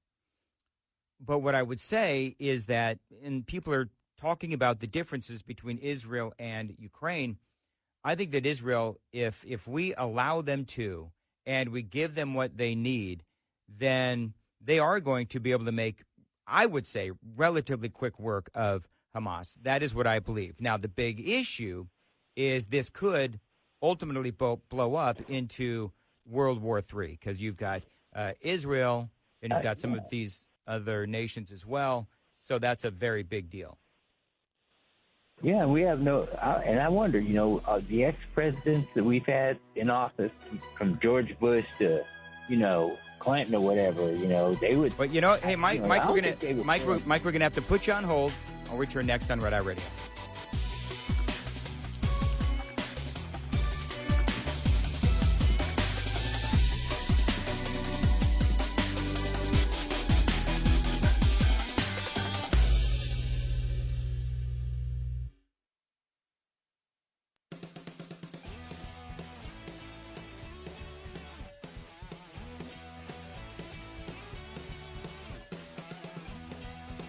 Red Eye Radio from the Uniden America Studios. Now, for Gary McNamara and Eric Harley, here is Dan Mandis. 866-90 Red Eye, 866-907-3339. What a Biden blunder, that coming up. I want to finish up, though, with Mike.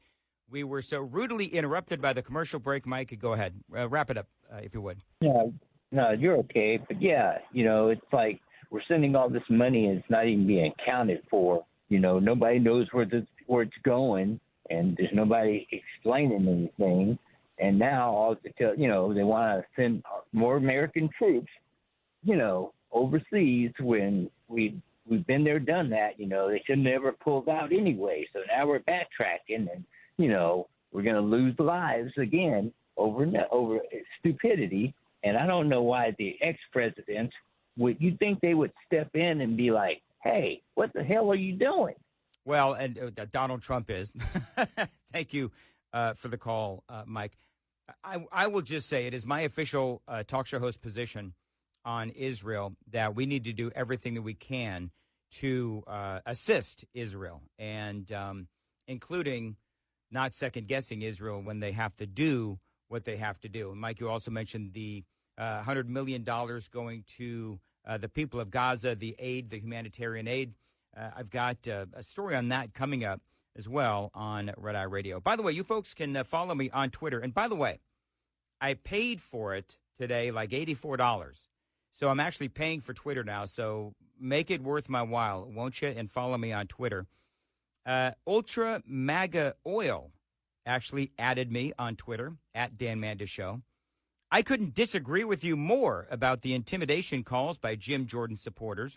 It is the people's voters, for God's sakes. Republicans show passion, and are you piped down? Wrong, is what he's saying. I think what he's trying to say is that I said that the Republican supporters, the supporters are wrong to call the offices of their representatives. I never said that.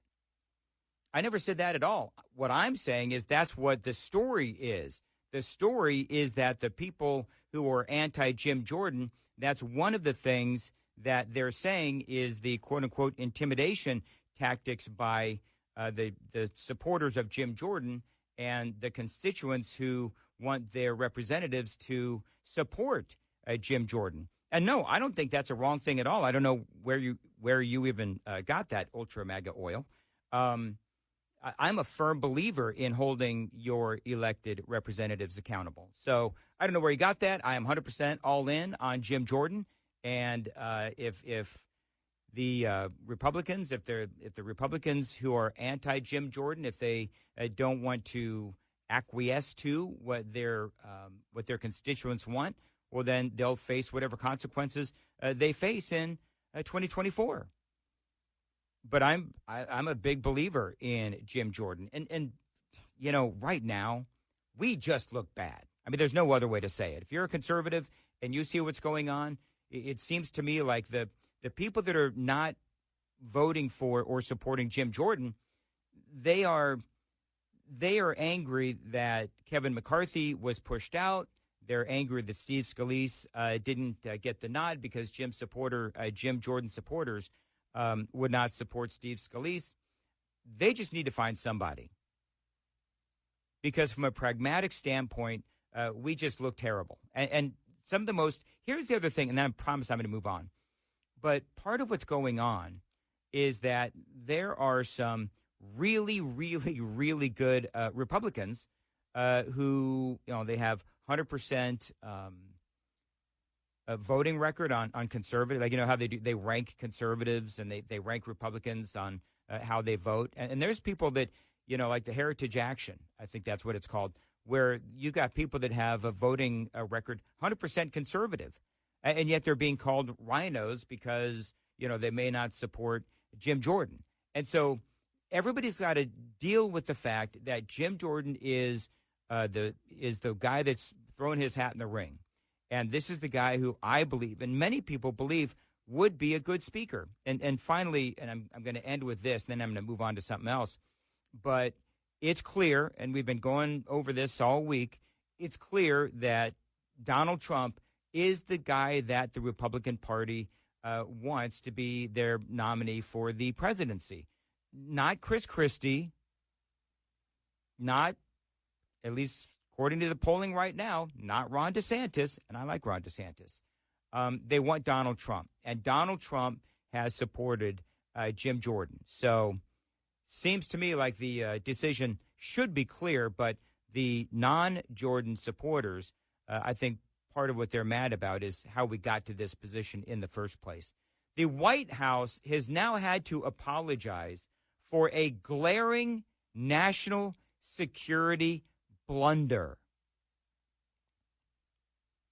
Do you know what they did? I cannot believe this. Now, you're talking about, I'm a guy who has been documenting Biden White House blunders for like 3 years. I am flabbergasted that they published a photo showing the faces of U.S. Special Forces as they met President Joe Biden in Israel. Republicans slamming the gross incompetence by the White House. Really? Is it just Republicans?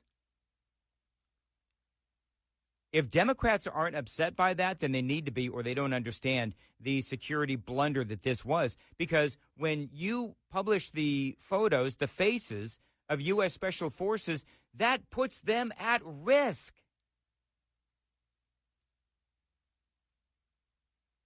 You know, they probably got some intern that is doing all of this social media stuff. And so apparently they didn't realize that they weren't supposed to show the faces of these Special Forces heroes. And so what they typically do is they will, like, you know, black box it out, if you will, their faces. The White House has been forced to delete a photo of President Biden meeting U.S. Special Forces in Israel, which showed their faces and could have revealed their identities. It was already known that a small group of U.S. Special Forces are in Israel and advising on how to potentially rescue scores of hostages, including Americans, held by terror group Hamas in Gaza. Unbelievable. Yeah, the image of Biden shaking hands was put up last night on the official White House Instagram page, they say for hours, and garnered thousands of likes and comments. I mean, what do you even say to that at this point? The gross incompetence of this administration. You know, earlier I was talking to, I think, Mike in Texas, and I was talking to him about a number of different things, and there was a lot there, and I chose to, cover what I chose to cover in that phone call. But one of the things that he said, and I want to make sure that my position is clear on this, one of the things that he said was, the incompetence on the southern border. That would indicate that this president wants the southern border to actually be secure, but he actually doesn't. I mean, they'll tell us that it's secure. Everybody knows that it's not, right? I mean, everybody knows that it's not secure. They keep telling us it's secure, but really what they're doing is they've just put procedures and the personnel in place to have as many people processed through as possible. So we're not necessarily vetting these people. We're just, putting more immigration attorneys out there, down there on the border. We're putting personnel down there so that we can process them as quickly as we can here in America. That's what we're doing. And so Biden has absolutely no intention of actually protecting the border. He has no intention of securing the border. What he wants to do is just, as I've been saying, he wants to import an entirely new voting bloc, and that's what the president wants to do. He has absolutely no intention of doing what he should be doing on the southern border, which is actually protecting our sovereignty. So, every once in a while, I will tell you that I will slip and I'll talk about his incompetence on the southern border, but he's not really. That would indicate that he's trying to secure the southern border, which he's not. He's really just leaving it open, processing as many people as possible, and doing whatever he can, again, to import an entirely new voting bloc. You can follow me on the socials, including Twitter, which I now pay for, so please make it worth my while, $84. At Dan Mandis Show, follow me if you would. Look, even if it's like a sympathy follow, I'm okay with that as well. 866-90-RED-EYE is the phone number, 866-907-3339. Dan Mandis here. This is Red Eye Radio. Get in touch with Red Eye Radio, toll free at 866-90-RED-EYE.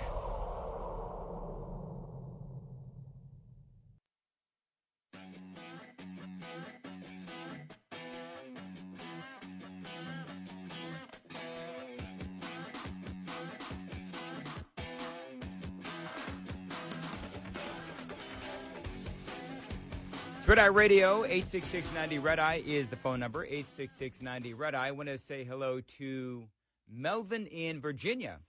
Melvin, thanks for calling Red Eye. How are you? Hey, trying to stay awake, bro. Me and you both. I appreciate the call. You taking my call. I'll give a shout out to the longtime trucker myself. 27 years of one company, and they sold me out to UPS. But anyway, that's neither here nor there. I'm a survivor. Keep your wheels turning. What a mess we got going on here, brother. Joe Biden's selling us out. This Ukraine thing with Russia has been going on for 12, 15 years, where they've been playing volleyball for all those years, and now they just, thanks to Biden, he's done let everything cut loose, coming further down into Ukraine. Right. We don't need to give them any more money because we're propping them up, and And well, one of the big problems, one of the big problems, Melvin, and I appreciate the call. One of the big problems is that with Ukraine, there is no end game, and the problem is Biden won't even. If somebody asks him, "What's the end game?" he doesn't really have one. It's like Vladimir Putin must be defeated. Okay, right, but how do we make sure that happens? A blank check does not tell us, because we've been blank checking, Ukraine for what's it been now, a couple of years? We've been blank checking Ukraine, and we still don't have any kind of a real policy on it. We don't know if we're ever going to be able to get out of this. Coming up in the next hour, I'm going to go into further detail on the differences between Ukraine and Israel. And by the way, a caller, and I didn't get to his call, unfortunately, but, he asked it what I think is a fair question, which is, okay, so what's the end game if we stop funding Ukraine? And see, that's a great question, because if you haven't noticed on the issue of funding for Ukraine, I'm asking questions. My questions that I am asking are relevant questions that when you group all of these funding proposals together like the president is doing, those questions don't get asked. And you can't debate it like with what the president is doing right now with this $100 billion that he wants to put through that has $14 billion. We're getting the details now, $14 billion for Israel and $60 billion for Ukraine. And so the alternative is, okay, so let's cut off the spigot. No more funding for Ukraine. Well, then what happens? Well, then the end game ultimately is Vladimir Putin will more than likely claim some of, if not all of that land back. But then Ukraine is kind of the end of the line. What's beyond Ukraine are NATO countries. And I'm not saying that I want to give Ukraine to Vladimir Putin. But see, it's not totally black and white. There is a middle ground. And that middle ground is utilizing that money in a smart way and telling us what the end game is. Please tell us how our money is going to be utilized and not wasted. And again, part of this came up earlier in the broadcast. I don't really want to go backwards too much. But earlier in the broadcast, we were talking about how there's a lot of funding that is going to prop up the nation of Ukraine. Their economy, businesses. We're paying the salaries of their politicians. And by the way, I don't need to mention this the 1,000th time that I will, but there's also a big difference between Ukraine and Israel. Israel is not corrupt, and Ukraine is. It still is. So there's a big difference between the two, but to just, again, continuously writing these blank checks to Ukraine without having some very specific questions answered, I think is a huge mistake. And it's not fair to just say, well, you want Vladimir Putin, the butcher, to win. No, I want to be smart. And right now, we're looking pretty dumb when it comes to Biden and Ukraine.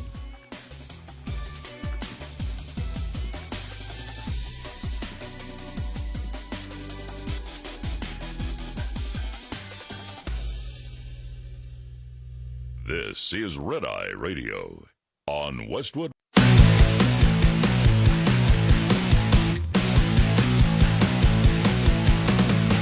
Now, it's Red Eye Radio. Talk about everything from politics to social issues and news of the day. Whether you're up late or you're just starting your day, welcome to the show. From the Uniden America Studios. For Gary McNamara and Eric Harley, Dan Mandis. This is Red Eye Radio. 866-90-RED-EYE is the phone number, 866-907-3339. You can follow me on Twitter at Dan Mandis Show. I host a morning show in Nashville, Tennessee at Super Talk 99.7 WTN. You can find out more information on that and listen in if you would like at 997WTN.com. You can also see the radio show on YouTube or Facebook as well as the website. We've got a lot going on. And by the way, Eric and Gary, they return Sunday night, Monday morning. So everybody's talking about and they will be speaking about this tomorrow as well, all the talking head shows over the weekend, Joe Biden's speech on foreign policy. A lot of flaws in this speech, friends. I'm just going to tell you a lot of flaws. And I know that a lot of you understand what the president is trying to do.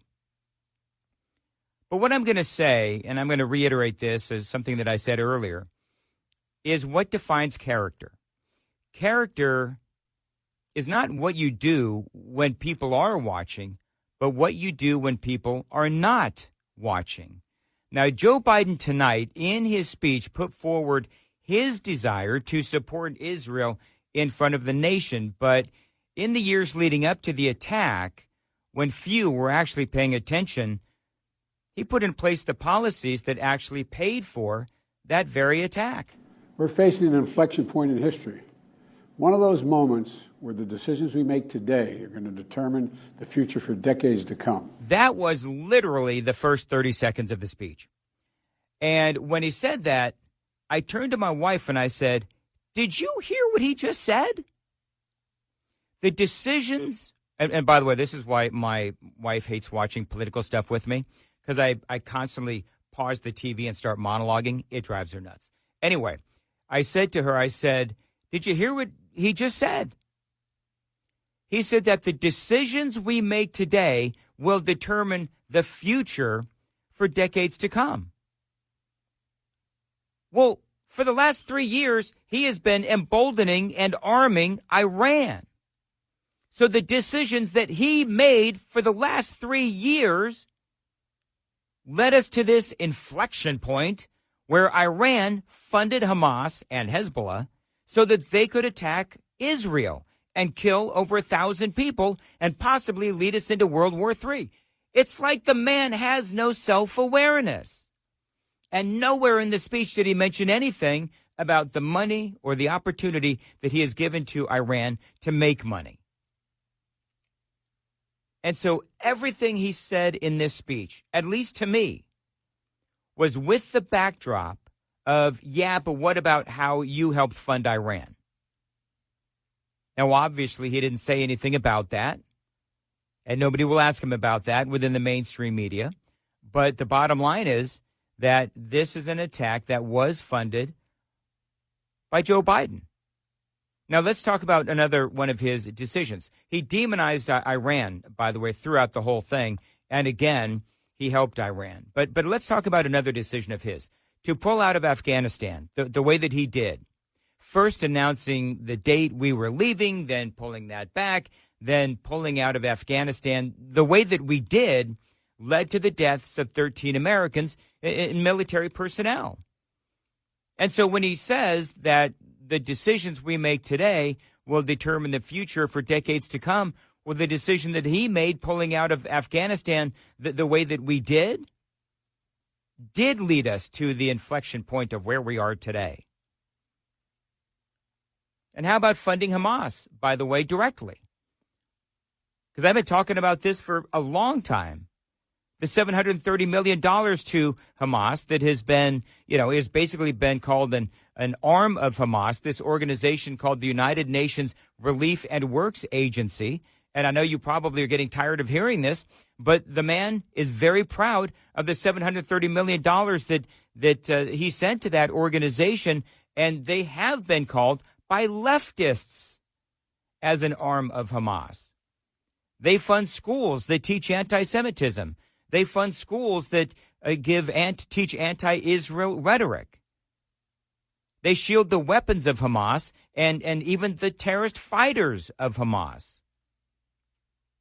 So, yeah, Joe, if you'd like to talk about, the decisions that have been made that have led us to where we are today, I'm all about it because you have screwed up big time.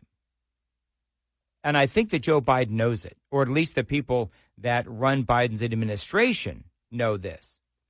He spent all of 2 minutes talking about Israel, and then, true to form, he did pivot to Ukraine. The assault on Israel echoes nearly 20 months of war, tragedy, and brutality inflicted on the people of Ukraine, people that were very badly hurt since Putin launched his all-out invasion. We've not forgotten the mass graves, the bodies found bearing signs of torture, rape used as a weapon by the Russians, and thousands of Ukrainian children forcibly taken into Russia, stolen from their parents. It's sick. Yeah, it absolutely is sick. And that was, by the way, Biden sort of setting up his pitch for roughly $60 billion in foreign aid going to Ukraine. See, one of the things is I'm reading commentary out there, and a lot of it matches mine, but a lot of folks are actually angry at the president because they feel that they were duped. Because President Biden set this whole thing up as a conversation regarding Israel. But he actually spent more time talking about Ukraine, and he actually spent the entire speech trying to tie Israel and Ukraine together for a total package of $100 billion. $14 billion going to Israel, $60 billion going to Ukraine, $10 billion going to humanitarian efforts, and $7 billion going to the Indo-Pacific. That'd be Taiwan. Because China continues to do what they do, which is threaten Taiwan, and they've been doing this for obviously years, but they really ramped it up after Joe Biden's botched pullout of Afghanistan, because they as well were emboldened, just like Vladimir Putin. And so that's what Biden did. The entire speech was Joe Biden combining, and I told you this was going to happen last night, combining the need for funding for Israel and Ukraine. Because you know what?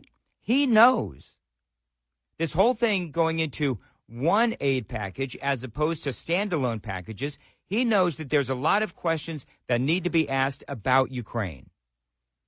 And he knows that straight up, a $60 billion package is not going to pass. And the reason why it's not going to pass, a standalone package wouldn't pass, is because the Republicans have said that they've got a lot of questions about the continued funding of Ukraine. But hearing Biden talk about the brutality of Vladimir Putin, no one is denying that issue. No one is denying that issue. The issue is that it feels like we're really not making any progress. I mean, yes, we are funding the war with billions and billions of dollars, but there is no end in sight, and that's the problem. I don't want Vladimir Putin to win, clearly. And the second you start questioning whether or not we're doing the right thing with the war in Ukraine, with a blank check policy of unaccountable dollars and never-ending funding, this is not really much of a foreign policy. It is just writing a check. Not to mention the fact that Ukraine remains corrupt, and when we simply keep sending billions of dollars and we're not really seeing any real progress or an end game, the American people and Congress get cynical. And, you know, he's trying to tie these two events together because he's going to be tying the packages together. He said he's going to put this package together. It's going to be out tomorrow, and that's when he's going to send it to Congress. Again, not as standalones. So if you want to support Israel, you want to give them, you know, whatever aid they need, well, then you've got to support $60 billion for Ukraine. So you want to give Israel the opportunity to protect themselves against Hamas and Hezbollah and Iran and all these other nations? You want to give them $14 billion? Well, then you've also got to approve that $60 billion for Ukraine, and that's bogus. I mean, listen, Israel does have an end game. They want peace. They want to live. They don't want to be attacked. If Hamas and all these other nations left them alone, Israel would leave them alone. But Israel has a history of negotiating. Israel has a history of willingness to work towards an end game. Ukraine, on the other hand, you know, you've got Zelensky. He refuses to negotiate, refuses to do anything but fight on and fly around the world and being a celebrity and demanding money. So, yeah, I'm sorry. I'm not going to apologize for asking questions about never-ending funding to Ukraine. If that's a problem for some folks, well, then okay. But perhaps at some point we'll get an answer to the questions that the American people have about Ukraine. Biden also talked about Vladimir Putin. You know, history has taught us that when terrorists don't pay a price for their terror, When dictators don't pay a price for their aggression, they cause more chaos and death and more destruction. They keep going, and the cost and the threats to America and the world keep rising. And you know, when he talked about that, when he stated that line, it was another one of those. I'm gonna pause the remote and start monologuing right there in my living room. I say, well, what did you do, Mr. President? Because you didn't make Iran pay a price. It has been well acknowledged by the Biden administration that Hamas wouldn't be in existence without funding from Iran. So when you say that if you don't make these terrorist organizations pay a price, well, what did you do with Iran? You facilitated them getting billions of dollars by ignoring sanctions. That's what you did. Donald Trump put forward those sanctions. He enforced those sanctions. Iran up against the wall. They were broke. They were suffering financially, and the people of Iran were beginning to rise up. And what did Joe Biden do? He came in and he made them stronger. And that's where we are. So Joe Biden, his entire speech, it was almost like when you listen to what he said, it was in direct contrast to what he's done. Here's more. Putin's already threatened to remind Poland that their Western land was a gift from Russia. One of his top advisors, a former president of Russia, has called Estonia, Latvia, and Lithuania Russia's Baltic provinces. These are all NATO allies. For 75 years, NATO has kept peace in Europe and has been the cornerstone of American security. And if Putin attacks a NATO ally, we will defend every inch of NATO which the treaty requires and calls for. We'll have something that we do not seek. Make it clear, we do not seek. We do not seek to have American troops fighting in Russia or fighting against Russia. Right, but the problem with that statement is that Putin hasn't actually invaded a NATO ally. He threatened, which is what he does, and he's been doing that for, years. But Ukraine is not a NATO ally. And yes, Russia does remain very threatening. But Joe Biden has always said that if Vladimir Putin went into Poland, some other NATO country, we would be all over it. But when Ukraine has been demanding to be a NATO ally, Joe Biden has said no. Now, remember that Russia went into Ukraine because they saw weakness in Joe Biden. And those sanctions, those joke of sanctions that Biden constantly put forward to keep Russia in line, to keep him out of Ukraine, they simply were not strong enough. It was like tiptoeing in, simply not strong enough, like Biden. They were weak and really didn't deter Vladimir Putin from doing what he eventually obviously did. And now they're saying that this war in Ukraine could last 20 years. At $60 billion a year, Joe Biden has some explaining to do, and he has no interest in answering the questions that people have. 866-90-RED-EYE is the phone number, 866-907-3339. Dan Mandis here on Red Eye Radio. Brought to you by Hot Shot Secret. Hi, I'm Jen Loomis, a transport safety expert at J.J. Keller, and I'm here to share a tip on speed and space management. In order to manage speed, you need to understand the 4 factors involved in stopping a vehicle. Perception distance is the distance a vehicle travels from the time you see a hazard until your brain recognizes it. The perception time for an alert driver is approximately 3/4 of a second. Reaction distance is the distance a vehicle travels from the time your brain tells your foot to move from the accelerator until your foot hits the brake pedal. The average driver has a reaction time of 3/4 of a second.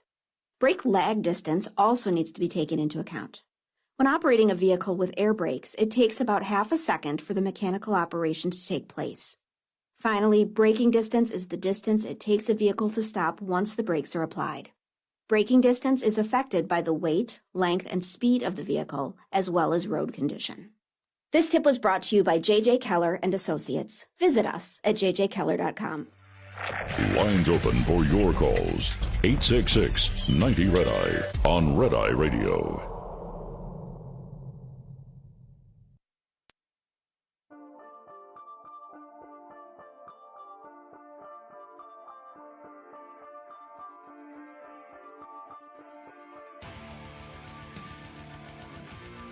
It's Red Eye Radio, 866-90 Red Eye, 866-907-3339. Let's say hello to Tom in Pennsylvania on Red Eye Radio. Tom, thanks for calling in.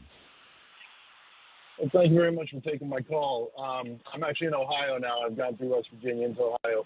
But first off, you're doing a great job. Definitely going to check out your regular show and hit you up on Twitter.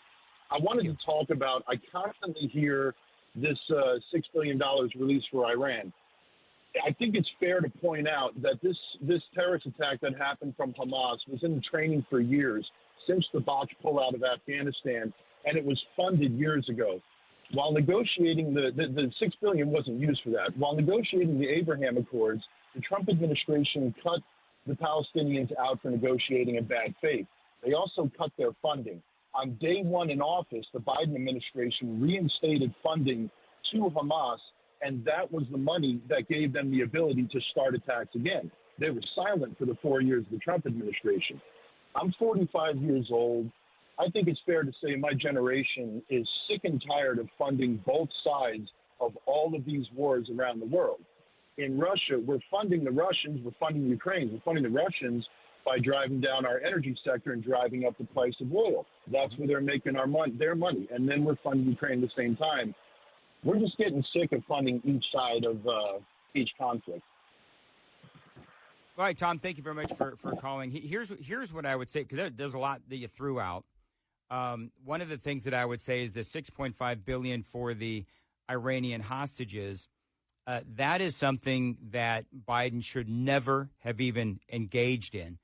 And I think the thing that frustrates me, and I've said it 1,000 times tonight, so I don't want to keep repeating myself, but what Donald Trump ultimately did was he made Iran weaker, and he made and Donald Trump made them weaker, and then Joe Biden made Iran stronger. And so when you start going through all of the different things that Biden has done, and I've documented a lot of them, when Biden knows what Iran stands for, which is terrorism, he never should have approved that deal. And you're right. This attack was in the planning stages for a couple of years. And one of the things that has been discussed is that Hamas and Israel, they had sort of been dialoguing back and forth, but Hamas had been relatively quiet, and this attack came out of nowhere. That is a failure of Israel's part and also America's part as well, because we didn't see this attack coming. People talk about the massive intelligence failure that this was on behalf of not only Benjamin Netanyahu, but yes, also our president as well. And I understand what you say about Americans tired of funding all of these wars across the country. I'm right there with you, but you do have to realize there is a difference, and in my opinion, a big difference between Israel and Ukraine. There's a big difference between those two. We'll talk about that and more of your calls as well coming up next right here on Red Eye Radio.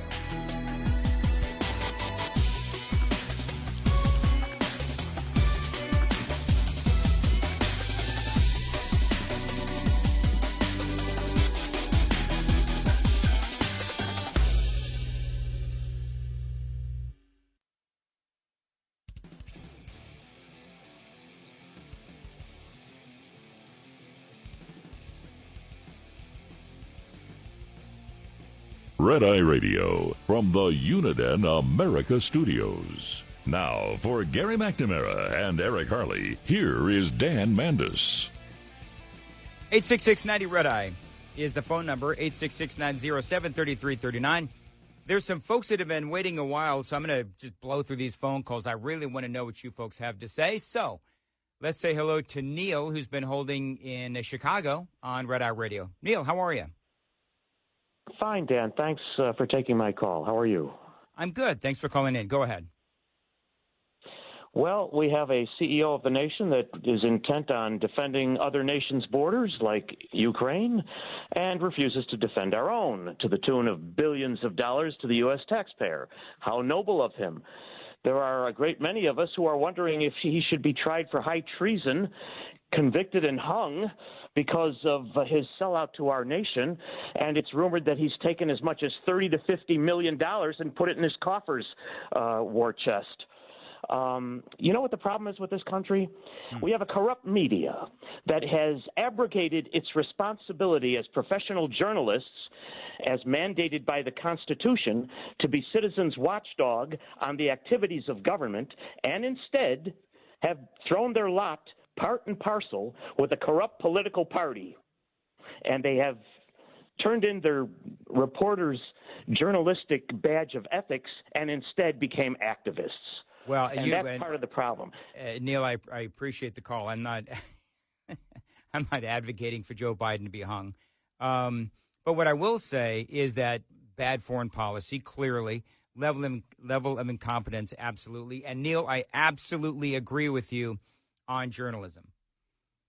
Journalists have really become activists. You know what's amazing, Neil, about your point, because it's a great one, is that I never lived in a time where I've seen an entire industry just completely turn its back on what it's designed to do as a function. Journalism is supposed to look for the truth. They stopped that when Donald Trump was elected president, and they turned into not journalists looking for and trying to uncover the truth, but they actually became, depending on the way that you look at it, they either became pawns for the Democrats and for Hillary Clinton in spreading the whole dirty dossier story, the whole Russian collusion story, or they were complicit in it and worked side by side with the Democrats. So they were either duped or they were partners. But either way, they didn't have the journalistic curiosity to dig deeper. And don't even get me started on I'll go ahead and get started on it. The laptop from hell. We talked a lot about the laptop from hell last night, so I'm not going to go back on that too much, except to say this, is that at the time the laptop from hell was a big story, I even asked the question, where is the journalistic curiosity? All I see is all of these journalists and all of these media outlets. And all they're doing is they're saying, oh, this has no credibility. Really? I guarantee you if the laptop from hell belonged to Donald Trump Jr., there would have been a hell of a lot more journalistic curiosity. But because it was Hunter Biden, they just immediately, like reflexively, said, oh, it's nothing. No credibility. Russian disinformation. Nothing to see here. And so you are absolutely right in that sense, and I appreciate the call. Mike is in Harrisburg, Pennsylvania. Mike, how are you? I'm good. Thanks for taking my call, Dan. Hey, I was listening to the address last night. I wanted to know what he was going to do about our hostages and dead Americans over there. I heard nothing. If Donald Trump was president, he would have destroyed some house in Iran somewhere. We know that they're behind all this, and we should have sent a strong message right away, instantly. And I was just wondering what you thought about that. Well, I agree. And one of the problems you mentioned, Mike, you mentioned Joe Biden and strong message in the same sentence. That doesn't exist, right? So the problem that we have with the president, and this is the problem with the whole situation with Ukraine when it started years ago, is that everything about Joe Biden is weak and cautious. And so you're right. He should have said more about the hostages. Now, he did talk about, the brutality of what happened. But, we all know that. We want to know how they're going to get the hostages out. Now, obviously, he can't talk about state secrets. But you're right. I do believe that he should have spoken about the hostages more. And one of the other things, as we go on down the road of analyzing what the president said and didn't say in his speech last night, there's a lot that he didn't say about what his culpability is in all this. And I've been mentioning about how I believe that his entire speech was contradictory to his actions, because his actions, as far as his dealings with Iran and allowing them to procure the billions of dollars to fund this attack, his actions speak far, far louder than the words that he spoke last night. And, Mike, I appreciate the call. Scott is in Cincinnati on Red Eye Radio. Scott, go ahead. Hey, I got an end game for both of you, for both things. All right. We'll take our reservists, put them on the North Boulevard, or the North border? Northern border? Yeah, that'll work. Okay. And the southern border, take all us retirees. I was 101st. Take 101st and 82nd retirees, send them over to Israel, help them finish that off. You know, Then hey we'll Scott, go let me over hey and- Scott, let me hey Scott, let me ask you a question. So, if I may, when did you serve? Like, how far ago was it? I got out in 92. So, are you one of these guys that might want to go in and enter in as like an independent contractor? I don't know what you call them, but you know, you fight for these, some of these groups that are sort of rented out and so forth, and support the good guys. Oh yeah. Only thing I'd want is a re-up bonus to take care of my family while I'm gone. Interesting. Well, you've got some good ideas, Scott, and I very much appreciate your service and that you held on. And listen, I would love to see. So basically, I think Scott, what he was trying to say is he wants to put, he wants to beef up our southern border and then send the reservists down to help out with the Israelis. And I think that's a great idea if they want to go. Tim is in Hartford, Connecticut on Red Eye Radio. Tim, go ahead. Thanks for taking my call, Dan. Yes. Trying to figure out how we got in this hot mess, but I think it has a lot to do with the fact that Biden doesn't know how to negotiate, and Trump did. Biden basically, Trump, you look at it, he never entered into a bad deal. Paris Climate Accords, bad deal. We're out of here. Iran nuke deal, bad deal. We're out of here. He even threatened to pull out of NATO, which was crazy, but. But you know what? But you know what, Tim? He got NATO to pay more. Exactly. Well, Trump is crazy enough, and that's what makes him effective, is he makes crazy statements, and these other countries say, damn, he might do it. And that's how he negotiates. But Biden, the best I can come up with for how they negotiate was the Iran hostage exchange. And one of the reporters brought it up to John Kirby and implied that, hey, $6 billion access, 5 for 5, bad deal. And I almost fell off my chair when Kirby said, that's the deal they gave us. And I'm thinking, are you nuts? We're the United States of America. Right. It's a bad deal. You walk away. And that's what Trump does. And if you read his book, The Art of the Deal, that's number one on the list. Number one on the list. You're right. Yep. Tim, you're right. From the deal up to the day he signs. And one last thing, being a little facetious here, maybe we should take some of these Palestinian protesters on campus and send them over to Gaza and make sure that our aid gets distributed to the civilians. Let's see how many of them will volunteer to do that. You know what? We tell them to go ahead, pack a lunch, pack an extra for the folks out there in Gaza, and go check it out for yourselves. Thank you very much, Tim. I appreciate the call. This is Mark in Pennsylvania on Red Eye Radio. Mark, go ahead. Hi. How you doing? I'm good, man. Go ahead. Starting to rain down here. Starting to rain down here. All right. Yeah, you think of like $100 million is a lot, and now all of a sudden we're into $200 billion. You talk about the country as far as Ukraine, how devastated the buildings are right now and everything, and half the people left, and so what if they regain the country? Okay, which could be 20, 10, 20, who knows? Well, how are they going to rebuild all that? They're not going to have the resources. They're not going to have, workers. They're not going to have, this is just absolutely like a country that's just been bound with nothing on it. Christopher Columbus coming to America. Ukraine's going to need help in rebuilding the country, and you know what's going to happen. It's going to be America's responsibility to help them rebuild the country. And I know exactly where you're going, because you're right. But see, here's the thing, Mark, and I think, it does bear repeating, is that if if the war ended and we set up some sort of a mechanism to help Ukraine rebuild, that would be a tough pill to swallow, but I would understand it. But we've got our own cities that need serious rebuilding as well. But at least the war would be over, and at least the end game would have been,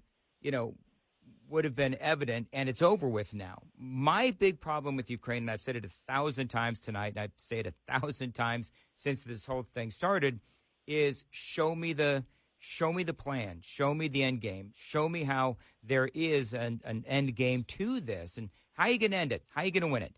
Because a blank check policy is not the way to win a war. You got 30 seconds. Go ahead, Mark. Okay, another thing. Right around the corner, if Donald Trump gets back in, we're going to see all kinds of things happen the right way. It's just, and, America, I think the people in America are going to feel really good once he does get back in, and I hope he does. And I think everything will start to turn around really fast. And well, what's going to be interesting, Mark, is, Trump has been out there and he's been saying that he could end the Ukraine-Russia war in 24 hours. Now, I'm a little cynical because I understand that Donald Trump, and I like Donald Trump, but he's full of a lot of bluster. But it would be interesting to see, okay, so would he be able to end this in 24 hours? But what I would say is that with Donald Trump, he wouldn't take no for an answer when Vladimir Zelensky would say, no, I'm not going to negotiate or meet with Vladimir Putin. Donald Trump would say, yes, you will, and yes, you are. Otherwise, you're not getting any more money. And that's the whole point. And, Mark, I appreciate the call. This is Ed in Vancouver, Washington, on Red Eye Radio. Ed, go ahead. Thanks for taking my call. I was thinking why Biden didn't. I was waiting for Biden to mention the press. Why the press didn't. Why he didn't call out the press when they rushed to judgment about the hospital bombing, and it came to me as part of his protection racket. Oh, yeah, absolutely. You're absolutely right. Oh, and by the way, coming up, thank you for the call, Ed. That's a great comment. And yeah, the media well documented that they were in the bag for Joe Biden. I believe that they still are in the bag for Joe Biden. Coming up, an update on Rashida Tlaib. Remember, I played you the audio yesterday where Rashida Tlaib was out there. She had a microphone and a really bad sound system. And she was still, it was her contention that Israel bombed that hospital. Completely lying to the American people. There's an update to that story. Wait till you hear it. It's coming up next on Red Eye Radio. Get in touch with Red Eye Radio, toll free at 866-90-RED-EYE.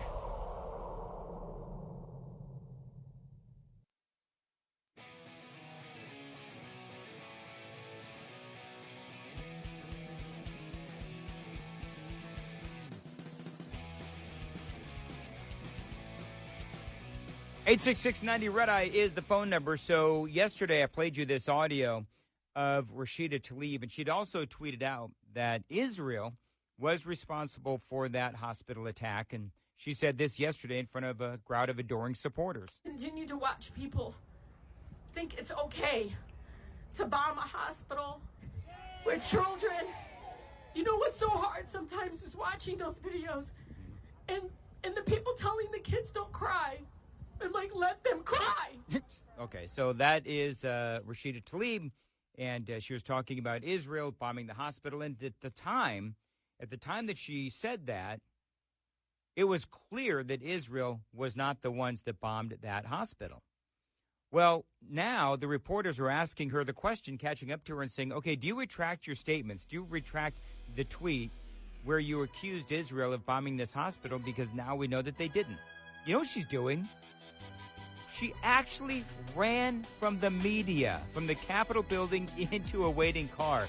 She ran. You can't run forever, Rashida.